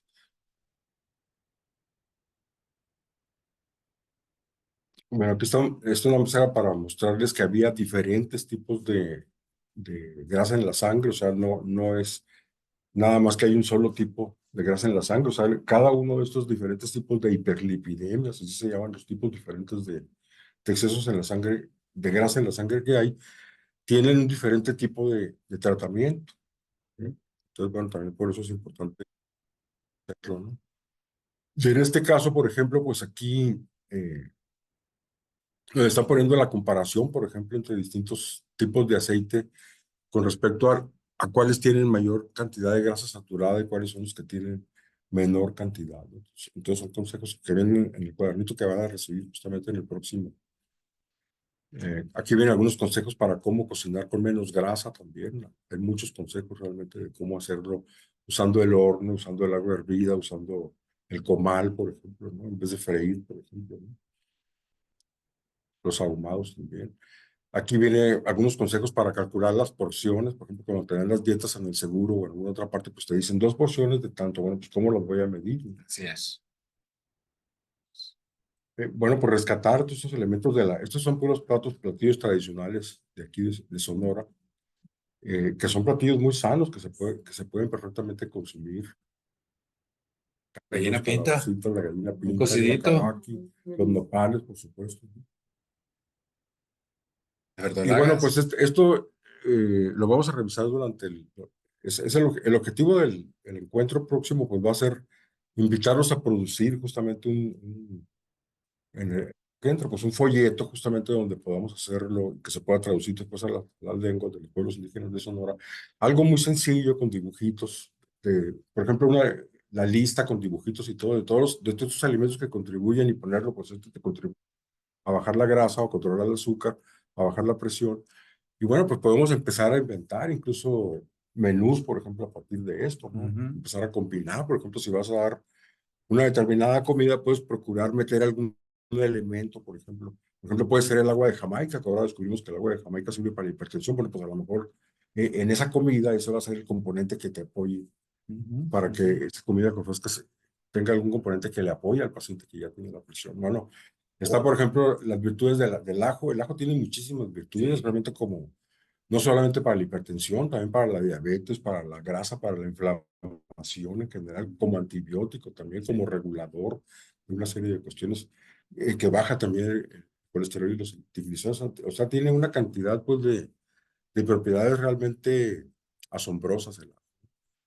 averiguar la mejor manera de consumir el ajo, pues creo que es una tarea pendiente, porque debe haber maneras mejores y peores, ¿no?, de consumirlo. Sí, sí, sí. La cebolla, pues también, y hay estudios que han demostrado, ¿no?, que en estudios de laboratorio con animales que el extracto de cebolla baja la presión también. Entonces, bueno, pues yo no sabía, por ejemplo, yo sabía que la cebolla, por ejemplo, era muy buena para quitarte las piedras de ácido úrico cuando estaban en las vías urinarias, que te desbarata las piedras de ácido úrico. En el caso de, pero si son de calcio no les hace nada, por ejemplo, ¿no? Sí. Pero yo no sabía que también tenía este tipo de virtudes, ¿no? De manera muy importante la canela se ha demostrado también de que tiene muchas propiedades contra la diabetes también, aparte de que es un coadyuvante muy interesante de la hipertensión. Bueno, pues esto sería muy interesante. Imagínense, pues todos los días le das a tu paciente su tacita de canela todos los días, para apoyarlo con eso. Así es. El cardamomo, pues lo conocemos poco aquí en Sonora, sin embargo, actualmente, por ejemplo, se producen ya en el país, hay muchas cosas en Guatemala, por ejemplo, hay una cantidad de cosas que se hacen con cardamomo. Vas en Chiapas, te ofrecen café con cardamomo, dulces de cardamomo, chicles de cardamomo. Aquí en Sonora se consigue poco realmente porque no ha llegado para acá, pero pues muy interesante, son el tipo de sustancias que le decimos que son alicamentos, porque son alimentos y a la vez son medicinas. Sí, exacto. El orégano, pues también, yo no sabía también que el orégano, el carbacol redujera la tensión arterial. Entonces, bueno, pues creo, para mí sí sería muy interesante si yo fuera hipertenso, que qué bueno que no lo soy todavía. Curiosamente, pues, también el ajonjolí, que pues también lo podemos consumir en aceite de ajonjolí, lo podemos nosotros mismos usar crudo, tostado, lo podemos usar de muchas maneras, realmente como complemento en muchos platos. Curiosamente, pues también las aceitunas, de hecho, pues el aceite de oliva se conoce como uno de los aceites más puros, más benéficos para la salud. Eh, Incluso, pues en Europa se usan no solamente las aceitunas en sí, sino las hojas del árbol del olivo son las que se cuecen para hacer un té contra la presión arterial alta, ¿no? Es interesante. Bueno, la granada, yo tampoco sabía que la granada tenía, incluso dice que revierte la obstrucción arterial, y hay estudios ya publicados, ahí están los estudios en inglés. El betabel y los rábanos también, la Mira, sandía. los postres de sandía con granada son justamente para el control de la presión arterial. ¿Sí? Tú, ¿Por qué? el otro día que fuimos con Lupita nos dieron una ensalada de sandía con granada, ¿verdad? Sí, Qué aparte que está curioso, muy ¿no? riquísima, es un antihipertensivo. ¿Por qué? Porque contiene, Sandía, granada y cebolla, fíjense, para una ensalada. sí, Riquísima. Y riquísima, lechuga lleva.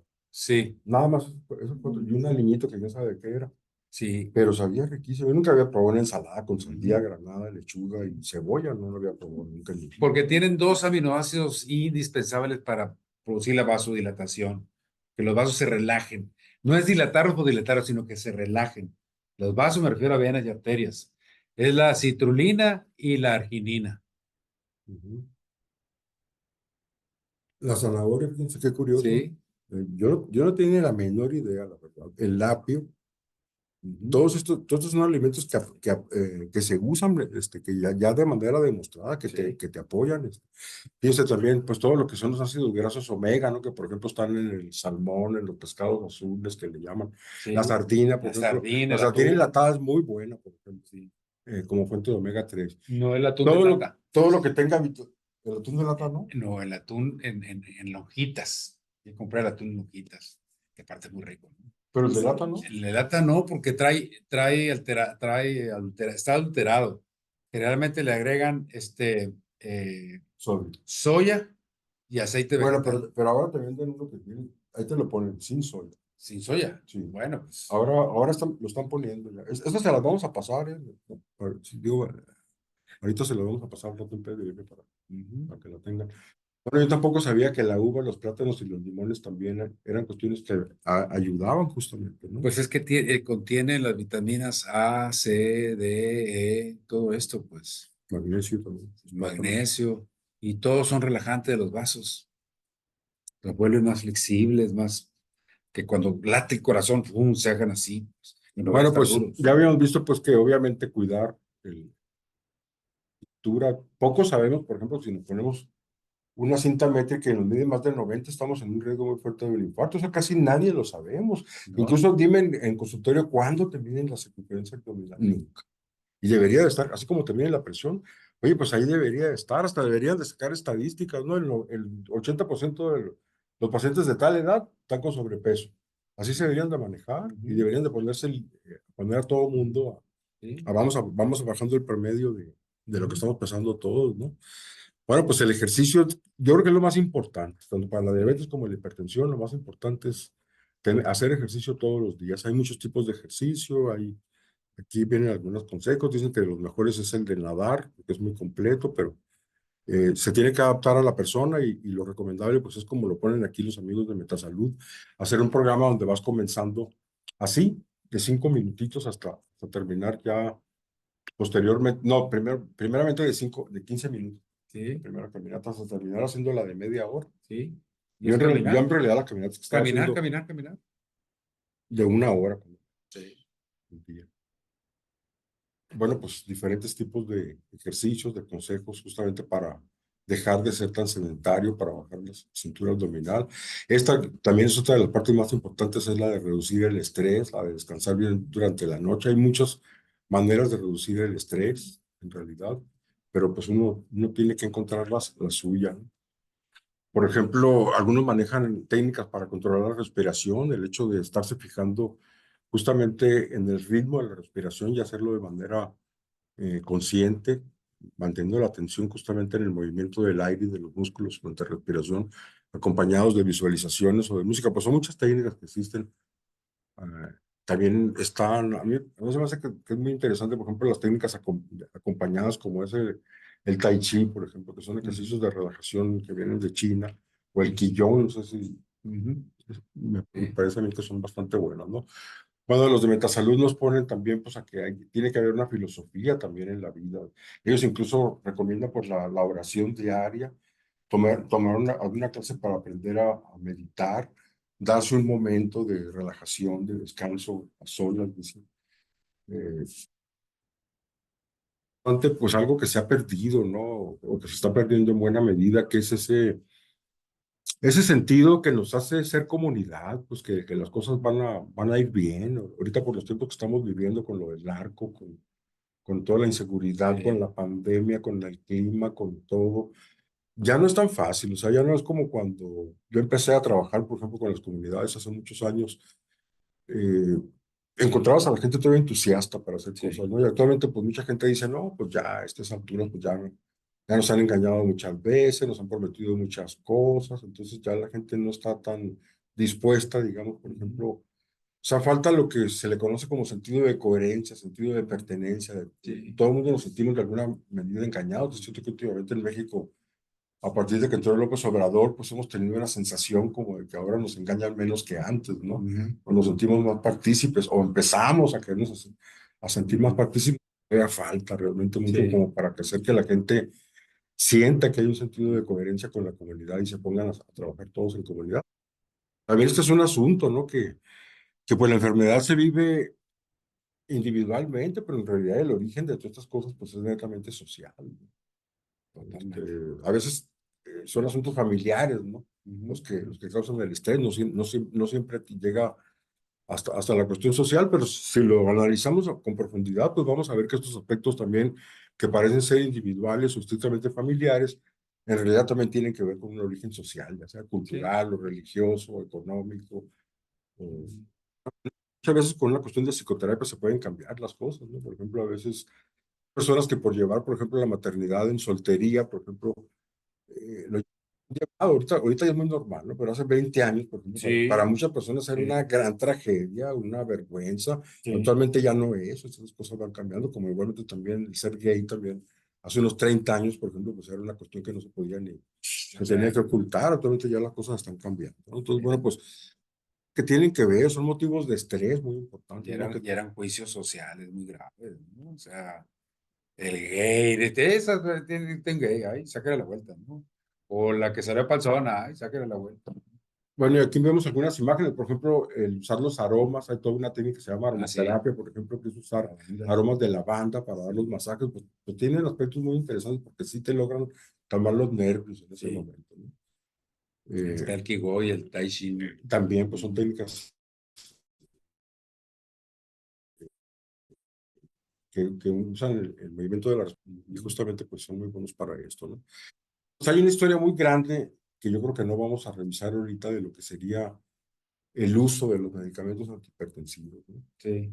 Pero pues yo nomás que, por ejemplo, ahorita aquí en esta diapositiva, aquí abajo están en azul, nomás para que veamos, ¿no? Los diferentes tipos de pastillas que existen para controlar la presión. Ujú. Diuréticos son los que te hacen orinar de más para que te baje el volumen de sangre. Es diferente del beta bloqueante, que el beta bloqueante va a hacer que el corazón se calme y lata más despacio. Los otros ya tienen que ver con inhibidores de las hormonas y de las sustancias que tienen que ver con el mantenimiento de la presión. Otros actúan de otra manera, pero también tienen que ver con lo mismo. Son los llamados bloqueadores de los canales de calcio, los alfa bloqueantes. Pues son medicamentos que van a actuar cada uno en una eslabón diferente de la cadenita que va a producir la hipertensión. Y por ejemplo, aquí podemos ver un listado, nada más, pues son un montón, yo creo que si los contamos aquí, no son marcas comerciales, son marcas genéricas, o sea que si lo lleváramos todavía a marcas comerciales, pues cada uno de esos tiene como 20 o 40 marcas comerciales distintas, como el caso de la clortalidona, que ya tiene muchos años en el mercado, ¿no? Realmente es muy grande la cantidad actualmente ahorita de que existen.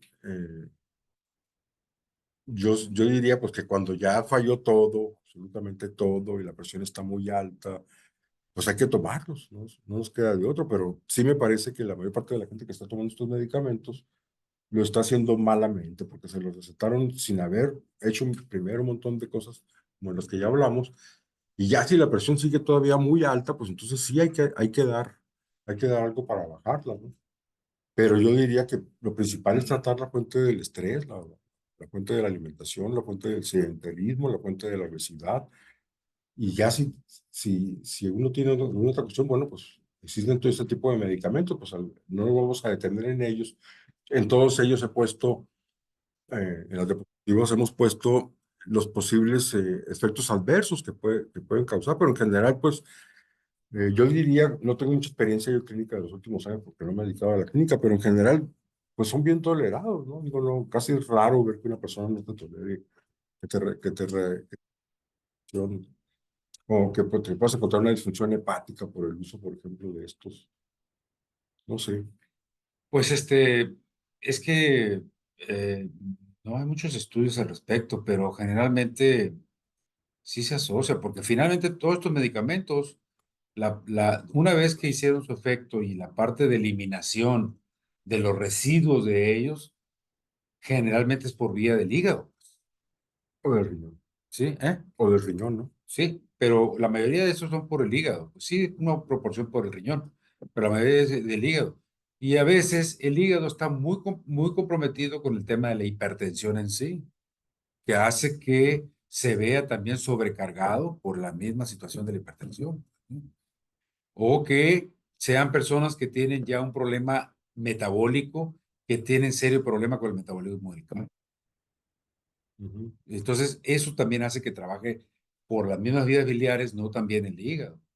Yo creo que depende mucho de todos esos estudios que pusiste ahí que tienen que ver de ver cómo está en cuestiones basales con esos resultados de laboratorio para poder también definir cómo le vamos a hacer. Lo que hay que corregir inicialmente son todos aquellos factores que son modificables, como tú ya lo señalaste. Ujú. El tabaquismo, el sedentarismo, la sobrepeso, obesidad, La sal. el alcohol, la sal, el estrés, todos esos son factores que se pueden modificar sin medicamentos. Ujú. Y ya viendo, poniéndolos en orden de importancia del paciente, cuál es lo más crítico de esos factores de riesgo modificables, se empiezan a controlar, ya puedo yo determinar mejor qué medicamento utilizar. Pero no irme de primeras a primeras, ir por cuál es más efectivo para que me baje la presión sin haber hecho un análisis de qué puedo cambiar, cuáles son los factores modificables. Ese es uno de los errores que tenemos en el fracaso también. ¿Sí? Y, por ejemplo, ¿por qué no también pensar en sustituir alimentos industrializados para meter alimentos que me van a ayudar a bajar la presión? Probablemente estos sean suficientes para evitar el uso de medicamentos. El principio de todo médico debiera ser utilizar la menor cantidad de medicamentos posible en la persona. Pero yo creo que estamos completamente al revés, ¿no? O sea, cuando vamos a las casas, vemos más bien, encontramos gente que está tomando 10 pastillas Sí, diferentes. tienen una O sea, polifarmacia pareciera que más tremenda. bien fuera al revés. Sí, Tratar de darle lo más posible de sí. medicamento a la gente, ¿no? Y eso es, Y como médico nosotros debemos tener esa conciencia, esa ética, de decir, el paciente lo tengo que manejar con la menor cantidad de medicamentos, con la menor cantidad de medicamentos y la menor dosis. bueno, pues no, y bueno, ya entraríamos a las plantas, ¿no? Por ejemplo, pues sencillamente, pues ahorita nada más ahí en esa de arriba, pues ya estamos encontrando, que, por ejemplo, el chocolate, que es el cacao, las hojas de olivo, ya habíamos hablado, la remolacha, la hoja de espino, este es bastante bueno. El espino blanco, esa la pueden conseguir. Se venden gotitas, aquí la venden en naturistas, por ejemplo. Yo la he usado mucho para bajar la presión, se usa mucho. Y ¿En dónde lo sí, venden? en cualquier tienda naturista te la venden, Ah, espino blanco.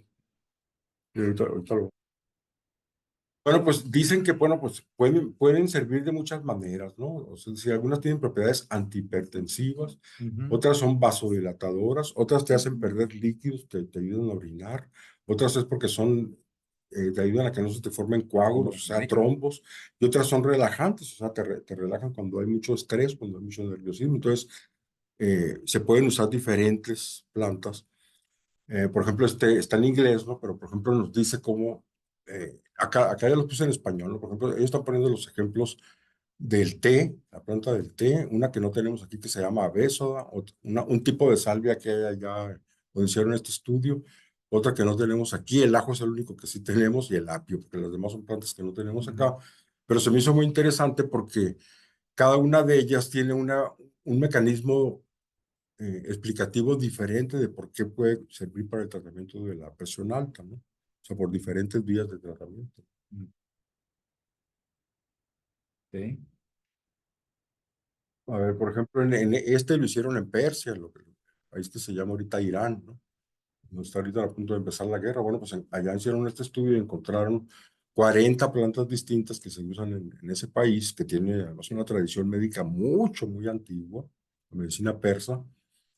Y de las que yo encontré de esta lista, nada más encontré el ajo, la aceituna, el betabel y el espino blanco, que sí las encontramos aquí en México, ¿no? El resto que está en ese listado yo no las reconozco que las podemos conseguir en México, quizás algunas sí, ¿no? Pero son plantas que no conozco realmente, ¿no? Eh, bueno, en este otro trabajo, este trabajo, este es otro trabajo distinto.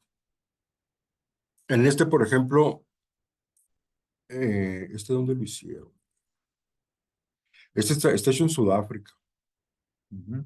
Pero es un estudio a nivel mundial, estoy viendo, porque resulta que Pakistán fue el país que salió con más número de plantas usadas para la hipertensión, y el segundo país fue México, después de Pakistán, luego siguió Nigeria, la India, Argelia, Marruecos, ¿no?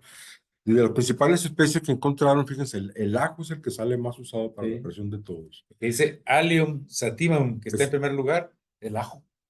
sí. Se utiliza con más En segundo lugar salió el olivo, o sea, la aceituna, ¿no? aceituna. Luego salió la cebolla. Luego Ajá. salió un tipo de chirimoya, que es una anona muricata que no tenemos aquí. Luego salió el aguacate, cosa que yo tampoco Sí, sabía que se usaba para la presión. La naranja sale también. Este cataranto sí lo tenemos, ahorita lo vamos a ver más adelante. La moringa moringa, también, el zacate limón y hasta la papaya. sí. A mí me sorprendió mucho todo eso. No sale, sale también aquí no lo puse, pero por ejemplo este que está que dice Viscum album es un tipo de toji, y aquí el toji sí se usa mucho para la presión, sobre todo entre los La yaquis. ortiga, hermano, también. Ah, la ortiga también aquí Ahí está, está, ahí es está, cierta. ahí está. Y luego está, y de manera muy curiosa también, pues están otras, ¿no? Sí, Esta es muy buena para la diabetes, la vamos a ver. Hay aquí en Sonora. Este es el mango, este que está aquí es el ajá, mango. El rosamarios es el romero, claro. este que está aquí. Este no sé qué sea, afilan, no sé, este no sé qué sea.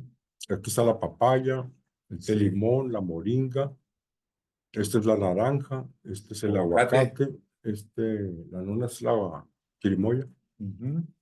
este es la cebolla, este es el olivo, o sea, la aceituna, Y el ajo. y arriba el agua. Pero el ajo en primer lugar, fíjate. Interesante. Hay que traer el ajo. Bueno, pues aquí, a ver, pero el número está aquí. Encontraron 1,329 plantas en todo el mundo que se usan para la presión. Ahora, que se usen no quiere decir que sirvan, ¿no? Sí, claro. O sea, simplemente es que que la gente las usa para la presión. Ahora, yo soy el que quiere dar un paso más adelante y decir, bueno, pues vamos probándolo realmente para ver cuál es mejor que otra. Yo sí creo que todas sirvan de algo, ¿no? Porque mínimamente como placebo te pueden servir, ¿no? O sea, si tú crees que una cosa es buena y Sí, la usas, ese simple y hecho de te saber que estás resulta. consumiendo algo Sí. te baja los nervios porque sabes que ya te estás curando y te puede servir hasta por sugestión, ¿no? Si se quiere, ¿no? Pero el chiste es saber cuándo algo funciona más allá todavía de la sugestión. Bueno, aquí nos dicen simplemente, es el mismo estudio, nos dicen simplemente que la mayor parte de las veces lo preparan en decocción, que esto es cuando uno hierve la planta adentro. En infusión es cuando hierves primero el agua, después la dejan hierve un momentito y la sacas y ya la dejas. Solamente la infusionan, no la cueces la planta en sí, ¿no? Bueno, pues simplemente es una estadística simplemente de cómo ¿Cómo se prepara? sí, nada más, La de cocción es la más común. en la mitad. Ujú. Bueno, no tiene mucha importancia. Este es en Brasil, bueno, por ejemplo, de Brasil, bueno, pues aquí encontré, de los que nosotros tenemos, fíjense, el chayote, la menta, el té limón, la valeriana, el pepino, la pasiflora, la naranja, un tipo de jengibre, una Artemisia. artemisa y una cantasia del género justicia, que es el muicle. Justicia es el muicle. No, Pues pero lo es del otro Micle tipo. hablamos allá un rato, ¿no? En Pero la reunión de la última ya. sí, pues, es justicia, pero es pectoralis y el muicle es peguilera. Que Pero está a la fíjate, orilla de la pero pues carretera, yo ¿no? tampoco sabía tampoco ni que el Por ahí crece, ¿no? pepino, ni que el chayote, yo no sabía eso, ese tipo de cosas. Esto es en Colombia, por ejemplo, ¿no? Ajá. Y las puse aquí, en español está la pasionaria, la cebolla, el ajo, el apio, la avena, el betabel, el espino blanco, el hipérico, que no había salido. Se usa mucho en depresión el hipérico. La manzanilla, la raugolfia, que es donde saca la reserpina, la raugolfia, curiosamente. Fíjate. Es Valeriana, mira. Lipe alba. Sí, creo que es Lipe alba. A ver, vamos a verlo. Bonito huele. Eh, Tiene muy bonito olor. Y luego nos sale también la bachata, ¿no? Que también, al parecer, eso es mucho.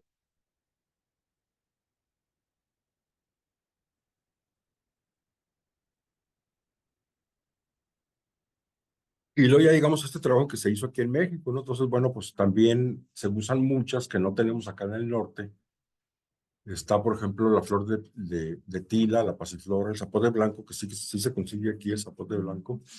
Pero de las que sí se usan y que para mí fue sorpresa, saber que la guásima, por ejemplo, se usa para la presión. Yo no sabía que la guásima tuviera uso para la presión. Está el toronjil, está otro que le dicen pongolote, que también existe aquí en Sonora. Está la propia jacaranda, algunas orquídeas, y ahí está el muicle también, ¿no? Entonces, bueno, esta lista, saqué yo estas, ¿no? Y bueno, pues ya en el encuentro vamos a revisar más de esto. El chiste es llegar al encuentro con este listado más trabajado, ¿no?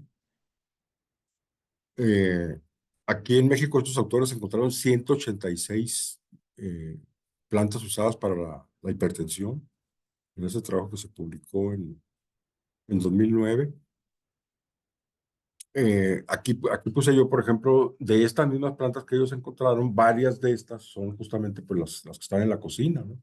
Aquí les puse yo, está el zapote blanco ahí arriba, la sandía, el limón, la naranja, el cilantro, la canela, está el cardo mariano también ahí.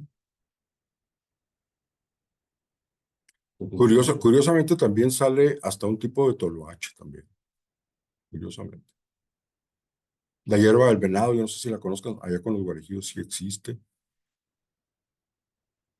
Los arándanos están también aquí, el té limón es el que aparece ahí arriba. Sí, ya lo había dicho. Eh, Toji. Aquí sale la lechuga, sale justamente la valeriana, Felipe Albas, es Ujú. esta que está acá. Sí. Es la misma hoja, pues. Sí, pues aquí las puse, yo estas las puse aquí, son de la lista, ¿no? Este es el muicle, este que está aquí.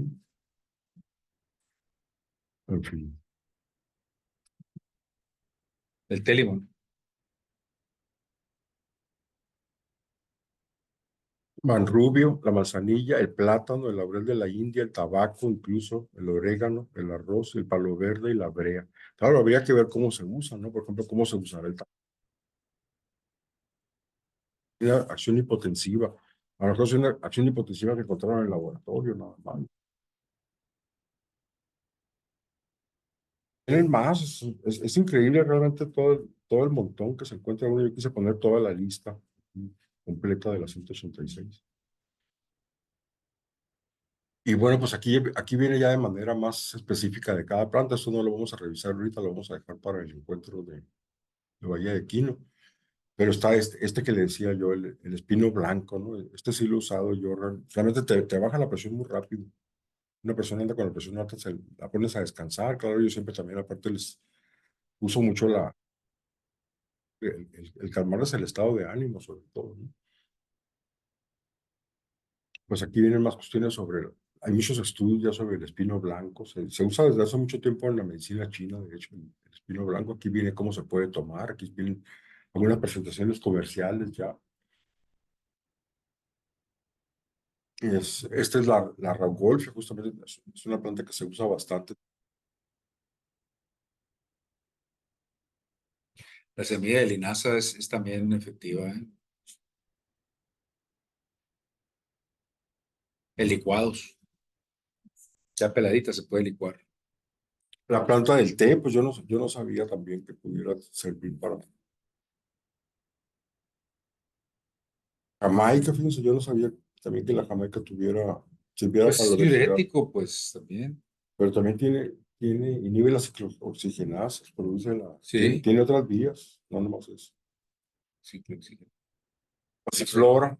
La pasiflora es bastante buena, yo no sé si la hayan probado. Fíjate, yo no sabía que la pasiflora es la misma que el maracuyá, ¿sabías tú eso? No. O sea, que la misma fruta del maracuyá te da esta flor y te da estas hojas, y las hojas te las venden aquí en Zazueta. Y esta es fuertísima, o sea, yo la he tomado para dormir. No te terminas de tomar el té cuando ya estás bostezando de sueño. Pero lo que pasa es que ya cuando la tomas una semana, ya que la estés tomando, el efecto te va a dejar. Sí, Pero las primeras veces, fuertísimo el efecto, ¿sí? Para calmar nervios, y le digo, las venden comercialmente aquí como pasionaria, la consiga uno. Yo no sabía que era la fruta del maracuyá, de hecho es mi fruta favorita, el maracuyá, cosa que aquí casi no se da por acá. En el sur del país ya se consigue, ya lo siembran en México, pero viene de Brasil. del lado de Brasil viene. Sí, ahí está, esa es la fruta del maracuyá, esta que está aquí arriba. Y así te la comes. Sí, sí, así tal cual te la puedes comer directo con una cuchara. Se hacen Lo refrescos, cafecito con nieve, la semilla es lo que te comes. con todo y semilla también comes todo. Es como una babita, Ujú. y es acidita y dulce. Muy bueno. A mí es la mejor fruta que hay. Esa y la pitaya son las que más me gustan. Bueno, el zapote blanco tiene muchos estudios ya también, de que sí es muy efectivo realmente. Entonces digo yo, bueno, ¿por qué no probar mejor este tipo de cosas en vez de estar tomando los sartanos, estar tomando otras cosas? Yo preferiría mejor. Además se consigue también ya en gotas. Pero además, pues, aquí yo nunca he visto, ¿no? Que vendan zapote blanco en el mercado. Yo no he visto. ¿Ustedes han visto?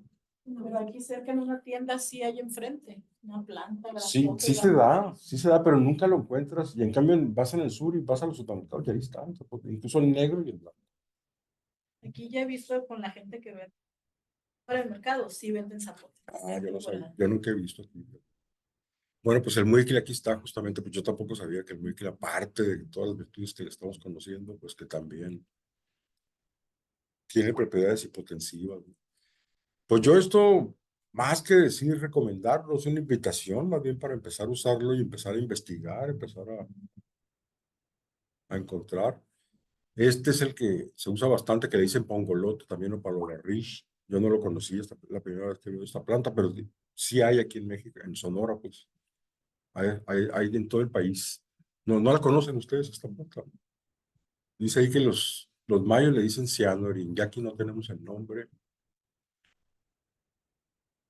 y le dicen parrobarril o pangolote.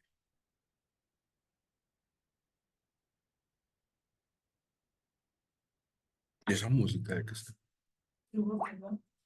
El palomulato, pues tampoco sabía yo que tuviera virtudes vasodilatadoras. Muy interesante. El torote Sí, rojo. uno de los torotes que hay, ¿no? Porque aquí hay, en Sonora hay como 12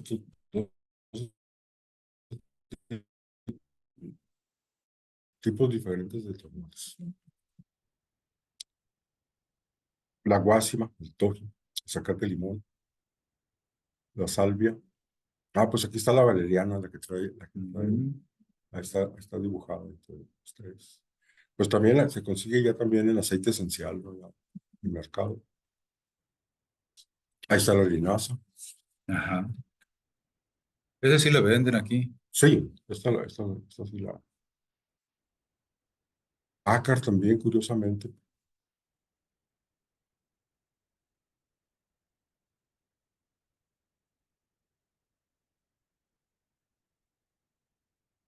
Ahí está la cúrcuma que estabas hablando. Ajá. Incluso viene ahí con recomendaciones de cómo darlas a según para lo que le vayas a usar, aunque esté en inglés, ¿no? Pero se me hizo curioso, pues, que vienen con indicaciones, cómo la ves, qué tanto hay que dar si tienes artritis reumatoide, si tienes enfermedad de Alzheimer, si tienes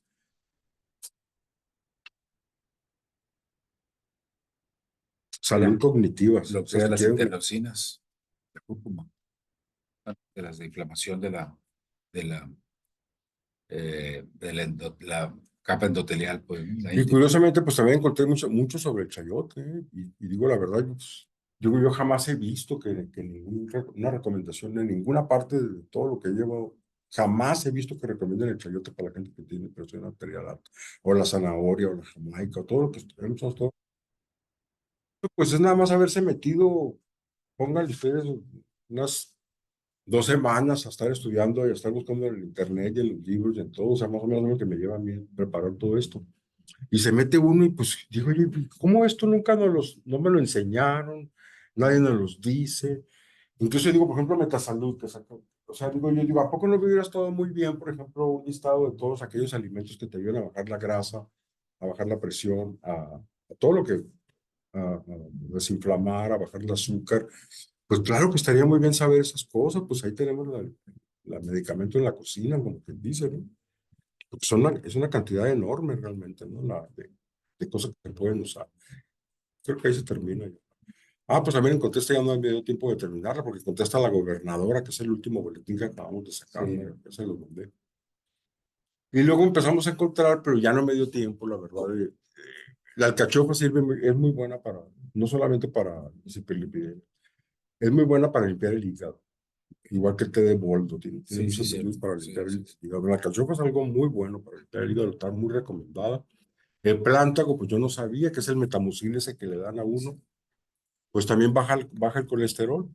Pero en realidad también cualquier cosa que tenga fibra, pues va a tender a bajar el colesterol, ¿no? Los alimentos que tienen fibra, que le dicen, pues, bueno, pues, Ujú.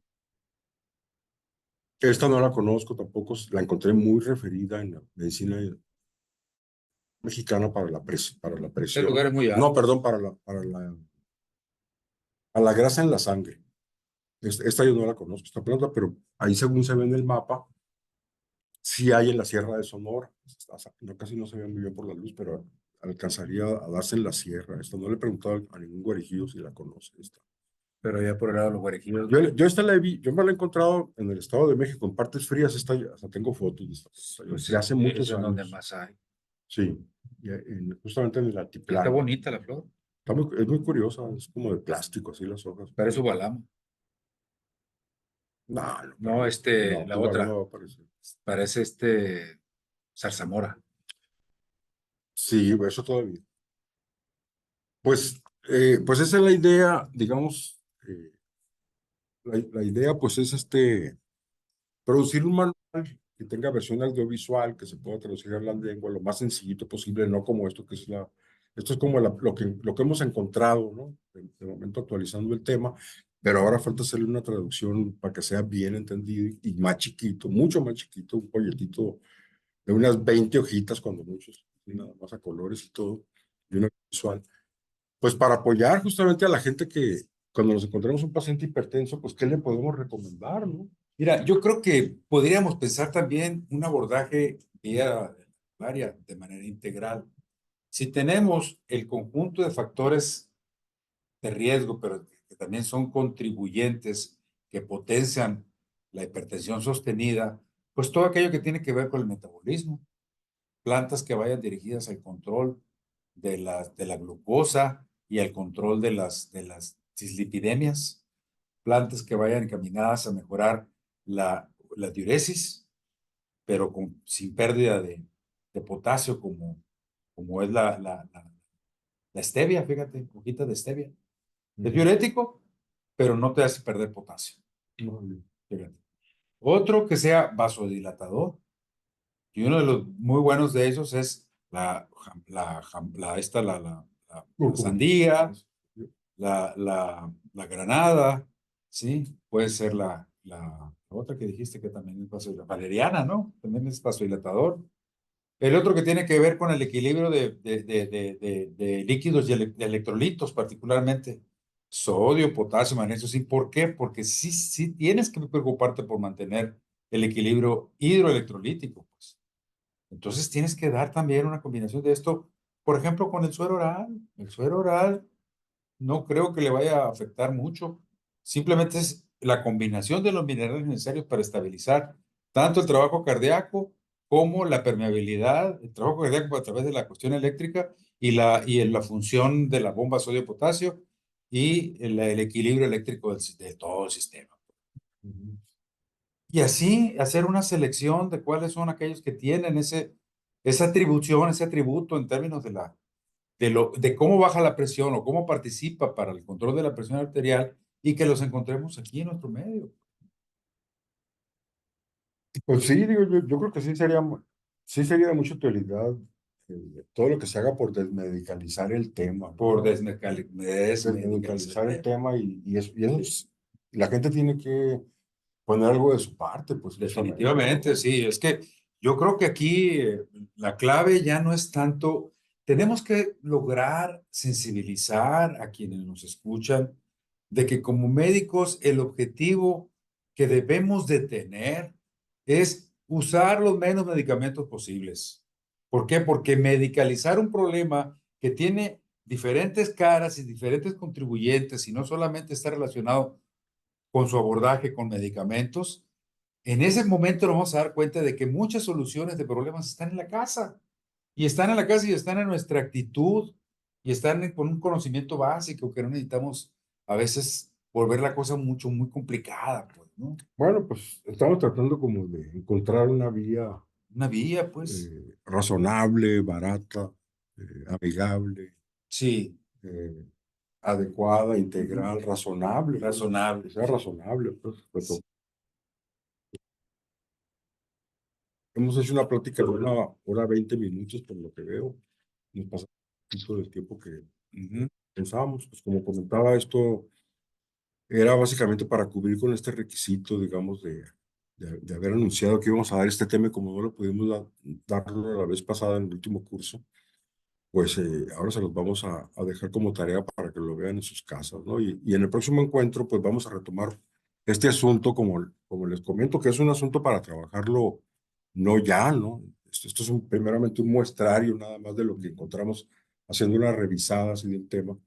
Encontramos todos estos elementos, ¿no? Entonces ahora estamos con el objetivo, pues, de construir en conjunto con la gente del diplomado, con los médicos tradicionales, con los compañeros que nos unan en este empeño, pues elaborar una serie de consejos prácticos justamente pues para cómo manejar esto desde la casa, desde las comunidades, también desde los consultorios, uniendo conocimientos, uniendo saberes, ¿no? Pues de eso se trata el objetivo de esta charla y de las demás, ¿no? Y pues agradecemos mucho el interés de quien nos esté escuchando y, y cerramos la oportunidad. Muchas gracias, Gerardo, porque está.